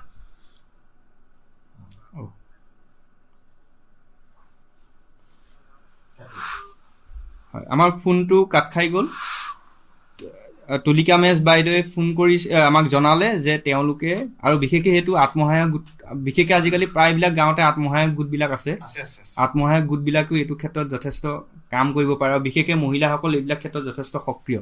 ঠিক আছে, মই কথাটো আকৌ কণ্টিনিউ কৰিব বিচাৰিছো যে এটা কথাটো ক'লোৱেই, আৰু এটা কথা হ'ল কি যে এই 10 বছৰ মূৰে মূৰে যে গুণোৎসৱনো আমাক কি লাভ হ'ল, সেইটো এটা গৱেষণা কৰিব লাগিব প্ৰতি 10 বছৰ মূৰে মূৰে। যে আমাৰতো পইচাও বহুত খৰচ হৈছে, ইয়াৰ নামত বহুত পইচা খৰচ হৈছে, বিভিন্ন ধৰণৰ পুস্তিকা উলিয়াবলগীয়া হৈছে, গাইড বুক উলিয়াবলগীয়া হৈছে, বিভিন্ন ধৰণৰ এক্সটাৰ্নেল এভালুৱেটৰ আনিবলগীয়া হৈছে, খৰচ আছে। গতিকে খৰচ কৰা পাব্লিক মানে ৰাজহুৱা ধন যিহেতু তাত ব্যয় হৈছে, আৰু এই ক্ষেত্ৰত মই যিমান দূৰ ভাবোঁ, বিশেষকৈ আমাৰ ইউনিভাৰ্চিটি আছে, বেলেগ বেলেগ ডিপাৰ্টমেণ্টবিলাক আছে, এডুকেশ্যন ডিপাৰ্টমেণ্ট আছে, আমাৰ ডিব্ৰুগড় ইউনিভাৰ্চিটিৰ এডুকেশ্যন ডিপাৰ্টমেণ্ট আছে, বা অন্যান্য বেলেগ বেলেগ ডিপাৰ্টমেণ্টবিলাক আছে। সেই ডিপাৰ্টমেণ্টবিলাকৰ ল'ৰা ছোৱালীবিলাকেও এইবিলাক বিষয়ত তেওঁলোকে কিছুমান ৰিচাৰ্চ কিছুমান কৰিব পাৰে যে এই গোটেই প্ৰক্ৰিয়াটো গুণোৎসৱৰ পৰা। আৰু আমাৰ আৰু এটা কথা, টাইম পিৰিয়ডটো প্ৰতি বছৰে যদি আমি চিন্তা কৰোঁ, মই এইটো পৰামৰ্শ দিয়া নাই, ভাবিবলৈ কৈছোঁ যে এবছৰ 2 বছৰ টাইম এটা লওঁ নেকি এই খৰচটো কমাবলৈ, খৰচ এটা টাইম লওঁ নেকি। আৰু এটা কথা মই ৰেডিঅ' ব্ৰহ্মপুত্ৰতে ক'ব বিচাৰিছোঁ, অকল শিক্ষা ক্ষেত্ৰতে গুণোৎসৱ নহয়, এডুকেশ্যন ডিপাৰ্টমেণ্টত হওক, PW ডিপাৰ্টমেণ্টত হওক, মেডিকেলত আছেই, লাহেকে কৰিছে। অকল শিক্ষা ক্ষেত্ৰত নহয়, প্ৰতিটো ডিপাৰ্টমেণ্টত, END ডিপাৰ্টমেণ্টত হওক, সেইবিলাক যদি আগবাঢ়ি যায়, সমাজখন 10% আগবাঢ়ি যাব। আৰু সেইবিলাকতো চৰকাৰী বিভাগ আমাৰ ৰাইজেও নিজৰ গুণোৎসৱ কৰিব লাগে যে আমি নিজৰ অঞ্চলটোক শিক্ষা ক্ষেত্ৰত কিমান আগবঢ়াই নিব পাৰিছো। আমাৰ অঞ্চলটোৰ পৰা এইবাৰত টেট শিক্ষক কিমানজন ওলালে, আমাৰ এই অঞ্চলটোৰ পৰা এইবাৰত পুলিচৰ চাকৰি কিমানজনে পালে, আমাৰ ইয়াৰ পৰা 3rd গ্ৰেড 4th গ্ৰেডৰ কিমানজনে পালে, আমাৰ ইয়াৰ পৰা কিমানজন ল'ৰা বা ছোৱালীয়ে বাহিৰত গৈ কেৰেলা বা অন্যান্য বেংগলোৰ চেংগলোৰত গৈ পেলাই তেওঁলোকে কাম কৰিবলগীয়া হৈছে। এই কথাবিলাকো ইভালুৱেট আচলতে সমাজখনে কৰিব বিচাৰিছো। আমাৰ ফোন এটা আহিছে, ফোনটো লৈ। নমস্কাৰ। হয়, আপোনাৰ পৰিচয়টো জনাব প্ৰথমে। হয় হয়, আপুনি অনুষ্ঠানটো শুনি আছে আৰু আপোনাৰ কিবা প্ৰশ্ন আছে নি, আপুনি কথা জানিব বিচাৰিছে বা সুধিব বিচাৰে নি? হয়, কওক। আপোনাৰ যিটো চহৰীয়া স্কুলত হয় গুণোৎসৱ পাতে, গাঁৱলীয়া স্কুলত সেইটো আপোনাৰ এদিন উৎসাহেৰে নাপাতেই, হয় নি? প্ৰায়ভাগ এনেকৈ দেখিছো আপোনাৰ চহৰীয়া স্কুলবোৰত যিটো গুণোৎসৱ পাতে, আৰু গাঁৱলীয়া স্কুলবোৰতে সেই গুণোৎসৱ পতা, এই উৎসাহেৰে পতা দেখাই নাযায়। সেইখিনি কথাও আমি আলোচনা কৰিম। কি উৎসাহৰ কথা সুধিছে তেওঁ, যে কৈছে যে চহৰীয়া অঞ্চলবিলাকত যি উৎসাহেৰে গুণোৎসৱ পালন কৰা হয়, গাঁৱলীয়া অঞ্চলৰ স্কুলবিলাকত সেই উৎসাহে পালন নকৰা নহয় বুলি তেওঁ কৈছে। কিন্তু আমাৰ ইয়াত যি তিনিওজন ব্যক্তি উপস্থিত আছে তেওঁলোক গাঁও অঞ্চলৰে শিক্ষক, গতিকে তেওঁলোকে ছাৰহঁতে আপোনাক ভালধৰণে জনাব পাৰিব যে তেওঁলোক কিমান উৎসাহেৰে এই গুণোৎসৱ তেওঁলোকে পালন কৰে বা হেৰি কৰে। আৰু কিবা প্ৰশ্ন আপুনি জানিব বিচাৰিছে নি, সুধি আছে নি মনত? মানে আৰু এটা জানিব বিচাৰিছো, আগৰ পুৰাটো যিটো আছিলে, হয়, আমাৰ টাইমতো ধৰক আমি হাফ পেণ্ট পিন্ধি পেলাই আপোনাৰ স্কুল গৈছিলো 10 লগত। হয়, আৰু ইমান হেৰিও ব্যৱস্থাটো ভাল নাছিলে। ইয়াতে চৰকাৰে দেখিছে বহুত সুবিধা দিছে আপোনাৰ, প্ৰত্যেকটো ক্ষেত্ৰতে আপোনাৰ পঢ়া লিখা ক্ষেত্ৰত চৰকাৰে বহুত সুবিধা দিছে। এই সুবিধা পোৱাৰ স্বত্তেও ল'ৰাবোৰ স্কুললৈ কিয় আহিব নিবিচাৰে? হয়, সেইটো এটা আমি সেইখিনি কথাকে পাতি আছো, এইটো জ্বলন্ত সমস্যা আৰু সেইটো খুব গভীৰলৈ গৈ আমি গৱেষণা কৰিবলগীয়া বিষয়। আচলতে এইটো ঠাউকতে উত্তৰ দিব পৰা বিষয়ো নহয়। এইখিনি কথাই আলোচনা কৰিছো আৰু পৰৱৰ্তী সময়তো আমি ৰেডিঅ' ব্ৰহ্মপুত্ৰৰ যোগেদি এইবিলাক, আজি কেৱল এই অনুষ্ঠানটো নহয়, অন্যান্য বেলেগ বেলেগ অনুষ্ঠানতো এইবিলাক কথা আমি আলোচনা কৰিম। আৰু হয়, আগত আপোনাৰ কি আছিলে, আগত যিখিনি মানুহ আছিলে পুৰণা মানুহখিনিয়ে সদায় আপোনাৰ এটা সময়ত কৈ 9টা বজিলে কৈ স্কুল দিয়ক। আজিকালি এই ব্যৱস্থাটো চবে সুবিধা হৈ গৈছে ন। আগত আপোনাৰ বহুত অসুবিধাত আমি পৰিছো।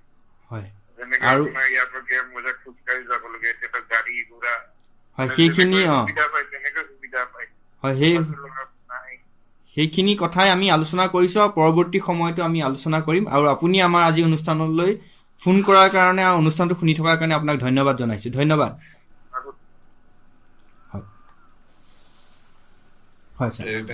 তেখেতে যিটো কথা ক'লে উৎসাহ উদ্দীপনাৰ কথা, আমাৰ যিটো নিৰ্দেশনা আহিছে চহৰ স্কুলৰ কাৰণে একে, গাঁও স্কুলৰ কাৰণে একে, আমাৰ গাঁওবিলাকত বেছ উৎসাহিত মাতৃগোটে হওক, বিদ্যালয় আপোনাৰ পৰিচালনা কমিটিয়ে হওক, সকলো ওতঃপ্ৰোতভাৱে জড়িত হৈ পৰিছে।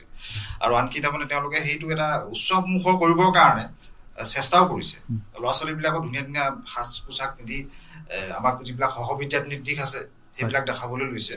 গতিকে সেই উৎসাহটো কিন্তু আছে, মানে চহৰলৈকে প্ৰায় একেই। আৰু এটা মই কথা এই ৰেডিঅ' ব্ৰহ্মপুত্ৰৰ থ্ৰুৱেদি ক'ব বিচাৰিছো যে গুণোৎসৱত ডি গ্ৰেড পালেই সেই বিদ্যালয়খন যে গুণগতভাৱে মানদণ্ড কম, সেই ধাৰণাটো মানুহে ল'ব নালাগে। যোৱা বছৰ কি হৈছে, বহুত ডি গ্ৰেড আছে, তাক সেই বিদ্যালয় A+ আছে, কিন্তু A গ্ৰেড ষ্টুডেণ্টো আছে, কিন্তু হয়তো C আৰু B সংখ্যাটো বাঢ়ি গ'ল, সেইকাৰণে হয়তো তেওঁলোকৰ গ্ৰেডটো বেয়া হ'ল। সেই স্কুলখনত ডি গ্ৰেড পালে বুলি যে টিচাৰৰ মানদণ্ডটো কম, সেইটো কথা নহয়। গতিকে মই সেইকাৰণে বিনম্ৰভাৱে ৰেডিঅ' ব্ৰহ্মপুত্ৰত জনাব বিচাৰিছো, স্কুল এখন ডি গ্ৰেড পালেই সেই স্কুলৰ প্ৰতি মানুহৰ যিটো দৃষ্টিভংগী সেইটো পৰিৱৰ্তন হ'ব নালাগে। মানুহৰ সহায়, সহযোগ, সমৰ্থন সেইটোহে প্ৰয়োজন আছে। আপুনি আপোনাৰ অন্তিমটো। হয়, যিবিলাক আমাৰ চৰকাৰী বিদ্যালয় আছে, সেই বিদ্যালয়বোৰ আচলতে আমাৰ সমাজে এসময়ত প্ৰতিষ্ঠা কৰিছিলে। শিক্ষাই যিহেতু মূল অস্ত্ৰ সমাজখনক সংশোধন কৰাৰ, গতিকে মানুহে নিজেই বিচাৰ বিবেচনা কৰি সেই বিদ্যালয়বিলাক প্ৰতিষ্ঠা কৰিছিলে, আমাৰ চৰকাৰী বিদ্যালয়বিলাক। গতিকে সমাজ থাকিবই, আৰু আমাৰ কিন্তু সময়ে সময়ে আমি বিভিন্ন ধৰণৰ প্ৰত্যাহ্বানৰ সন্মুখীন হওঁ যে চৰকাৰী বিদ্যালয়ৰ ছাত্ৰ ছাত্ৰীৰ সংখ্যা কমি গৈছে, বা বিভিন্ন সময়ত আমাৰ চৰকাৰী বিদ্যালয়বোৰ বন্ধ হৈ যোৱাৰ উপক্ৰমো হৈছে। গতিকে তেনেকুৱা ধৰণৰ প্ৰত্যাহ্বানবিলাক যাতে নহওক, তাৰ কাৰণে চৰকাৰে প্ৰচেষ্টা লৈছে যে গুণোৎসৱ এটা উৎসৱেই কৰিব পাৰি, আৰু সেয়াত সকলোৰে যাতে অংশগ্ৰহণ কৰি বিদ্যালয়খনক আগুৱাই নিব পাৰে। কোনেও নিবিচাৰে যে মোৰ অঞ্চলৰ বিদ্যালয়খন বন্ধ হৈ যাওক বা মোৰ অঞ্চলৰ বিদ্যালয়খন ছাত্ৰ ছাত্ৰীৰ সংখ্যা কমি যাওক। সমাজৰ অংশগ্ৰহণৰ এটা ইয়াত আছেই উপাদান। সমাজে আগতে যেনেধৰণে কৰিছিলে, তাৰপিছতে চৰকাৰী ব্যৱস্থাৰ মাজত বস্তুবিলাক সোমাই যোৱাৰ কাৰণে চৰকাৰে কিছু মানে আমাৰ সমাজৰ কিছু কিছু এৰা ধৰাৰ মাজত চলিবলৈ ধৰিলে। কিন্তু সেইখিনি কৰিব নালাগে।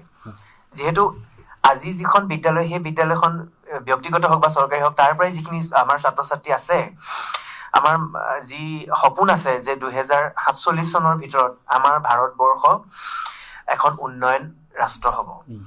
গতিকে সেই সপোনটোক আমি বাস্তৱত ৰূপায়িত কৰিবলৈ হ'লে মানে আমাৰ যিয়ে নহওক, আমি সমাজৰ সকলোৱে আচলতে একগোট হৈ এতিয়া মাৰ পানীত থিয় হ'ব লাগিব। গুণোৎসৱ এটা মাত্ৰ এটা উপাদানহে, সেই উপাদানটোক আমি শক্তিশালী কৰিছো, যাৰ জৰিয়তে আমাৰ বিদ্যালয়বিলাক শক্তিশালী হ'ব। আৰু আমি আশা কৰিছো যে সমাজৰ যোনেই নহওক, একেবাৰে এজন ব্যক্তিৰ পৰা, অভিভাৱকৰ পৰা একদম ৰাজহুৱা ডাঙৰ ডাঙৰ প্ৰতিষ্ঠানৰ নেতালৈকে সকলোৱে চেষ্টা কৰিব প্ৰথমতে নিজৰ অঞ্চলটোৰ পৰা, যে মোৰ অঞ্চলটোৰ বিদ্যালয়খন কেনেধৰণে আগবাঢ়ি যাব, তাৰপিছতে জিলাখনৰ বা ৰাজ্যখনৰ। তেতিয়া আমি নিশ্চয় এটা ভাল ফলাফল পাম। আৰু গুণোৎসৱে এই মাত্ৰাটো দিবগৈ, বা এনেধৰণে যদি চলি থাকে, নিশ্চয়কৈ চৰকাৰী এটা ব্যৱস্থাত আমাৰ ৰাইজৰ নিশ্চয় আস্থা ঘূৰি আহিব। ধন্যবাদ জনাইছোঁ। আৰু সৰ্বশেষত আমাৰ শ্ৰোতাসকলক আপোনালোকে কথা পাতিলেই, কিন্তু আমি পুনৰবাৰ চিনাকি কৰাই দিব বিচাৰিছোঁ, বিশেষকৈ শ্ৰীযুত নলিনী মজুমদাৰ ছাৰক। ছাৰে এই বছৰে অৱসৰ গ্ৰহণ কৰিছে যদিও পুনৰ 1 বছৰৰ কাৰণে আপোনাৰ চাকৰি এক্সটেণ্ড হৈছে, আৰু ছাৰক 2023 বৰ্ষৰ ৰাজ্যিক কৃতি শিক্ষকৰ বঁটা অসম চৰকাৰৰ দ্বাৰা প্ৰদান কৰা হৈছে। ছাৰ, আপোনাক এই সুবাদতে আমি ৰেডিঅ' ব্ৰহ্মপুত্ৰৰ প্ৰত্যেকগৰাকী শ্ৰোতাৰ হৈ আপোনাক অভিনন্দন জনাইছোঁ, আৰু আপোনাৰ ভৱিষ্যতে এই শিক্ষা ব্যৱস্থাটোক উন্নতি কৰাৰ লগত আপুনি যেনেধৰণে জড়িত হৈ আছে সেই গোটেই কামখিনি আগুৱাই লৈ যাব পাৰিব বুলি আমি আশা ৰাখিছোঁ। আৰু লগতে আমাৰ সাধাৰণ শ্ৰোতাসকলৰ কাৰণে জানিব বিচাৰিছোঁ, যিহেতু আপোনাৰ ৰাজ্যিক কৃতি শিক্ষকৰ বঁটা প্ৰদান কৰা হৈছে, আপুনি শিক্ষা ক্ষেত্ৰত প্ৰদান কৰা বিভিন্ন ফলাফলৰ কাৰণে এই বঁটা প্ৰদান কৰা হৈছে। আমাৰ সাধাৰণ শ্ৰোতাসকলক বুজাই দিয়কচোন, কেনেধৰণে এই বঁটাটো আচলতে আপোনাৰ কেনেধৰণৰ অৱদানৰ কাৰণে আপুনি লাভ কৰিছে, বা অন্যান্য শিক্ষকসকলেও কিখিনি কথা আপোনাৰ পৰা শিকিব পাৰে, বা আমাৰ ৰাইজে কিখিনি কথা শিকিব পাৰে আমাৰ নিজৰ স্থানীয় শিক্ষকসকলৰ কাৰণে।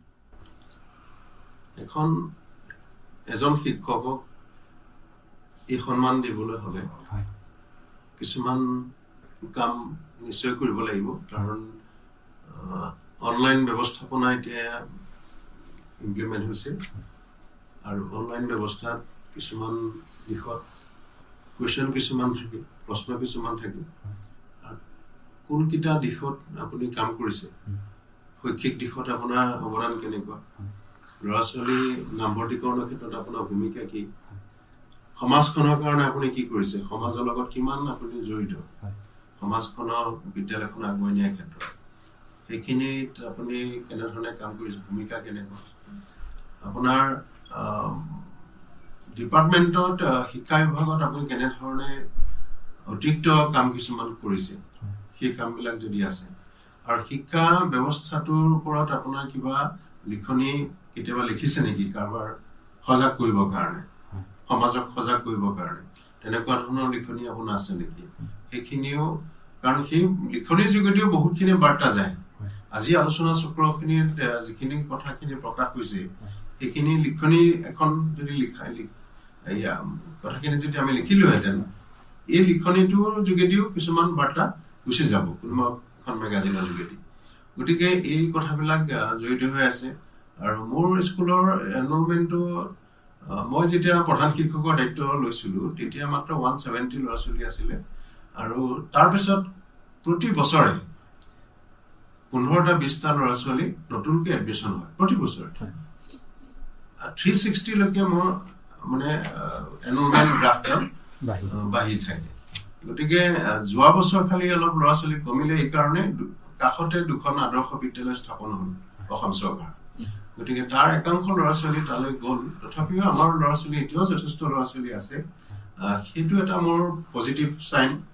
আৰু গল্ডেন জুবিলি, মই বিদ্যালয়খনত যেতিয়া মই আহিছিলোঁ, বিদ্যালয়খনত 92ত ছায়েন্স টিচাৰ হিচাপে আহিছিলোঁ, আৰু তেতিয়া তাৰ আগতে মই কেন্দ্ৰীয় বিদ্যালয়ত লিয়েজনত কাম কৰিছিলোঁ। তাৰ আগতে 2 বছৰ মই তিনিচুকীয়া জিলাৰ এখন উচ্চতৰ মাধ্যমিক বিদ্যালয়ত 2 বছৰ কাম কৰিছিলোঁ। আৰু কেন্দ্ৰীয় বিদ্যালয়ৰ কিছুমান ভাল দিশ, মই এইখন বিদ্যালয়ত 92ত জইন কৰাৰ পাছত মই মৰ্ণিং এছেম্বলি তেতিয়াৰ পৰা ষ্টাৰ্ট কৰিছোঁ।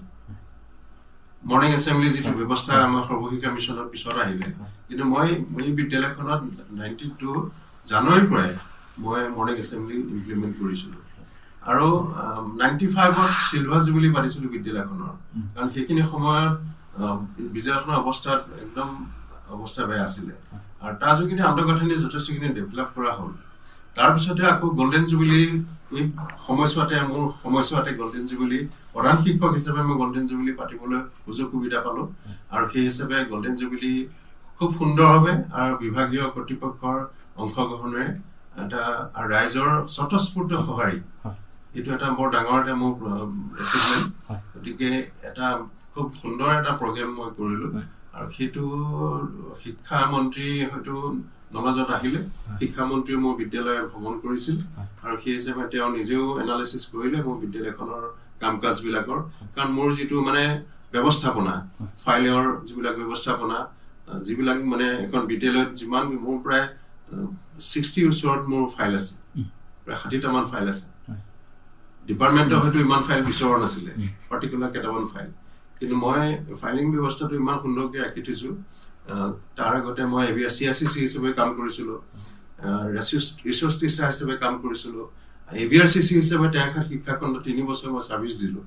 গতিকে এইবিলাক গোটেই অভাৰঅল এই গোটেই কামবিলাকৰ এটা মূল্যায়ন হ'ল। সৰ্বশিক্ষা মিছনত মই যথেষ্টখিনি কাম কৰিছোঁ, সেইখিনি ডিপাৰ্টমেণ্টৰ এটা স্বীকৃতি বুলি মই ভাবোঁ এৱাৰ্ডটো। ধন্যবাদ জনাইছোঁ। গতিকে আমিও পুনৰবাৰ আমাৰ শ্ৰোতাসকলৰ হৈ আপোনাক ধন্যবাদ জ্ঞাপন কৰিছোঁ। আৰু পৰৱৰ্তী সময়তো যিহেতু আপুনি ইতিমধ্যে অৱসৰ গ্ৰহণ কৰিছে, কিন্তু আপোনাৰ কৃতি শিক্ষক হিচাপে বঁটা প্ৰাপ্ত কৰাৰ লগে লগে আপুনি এবছৰ এক্সটেনশ্যন পাইছে বুলি আপুনি জনাইছে, আহিছে। গতিকে তাৰ কাৰণেও আপোনাক অভিনন্দন জনাইছোঁ। আৰু পৰৱৰ্তী সময়তো এই শিক্ষাখণ্ডৰ সৈতে জড়িত হৈ আপুনি শিক্ষাখণ্ডৰ উন্নতিৰ কাৰণে আপুনি বিভিন্ন কাম কৰি যাব পাৰক, তাৰে আমি আশা ৰাখি আৰু আপোনালোক তিনিওজনৰ পৰা আজি অনুষ্ঠানটোৰ পৰা বিদায় লৈছোঁ আৰু ধন্যবাদ জ্ঞাপন কৰিছোঁ আপোনালোকে সময় দিলে। আৰু গুণোৎসৱৰ বিষয়ে আজি মই নিজেও বহুত নজনা কথা জানিব পাৰিলোঁ, আৰু ইয়াৰ জৰিয়তে আমাৰ শ্ৰোতাসকলেও বহুত নজনা কথা জানিব পাৰিছে বুলি আমি আশা ৰাখিছোঁ। ধন্যবাদ।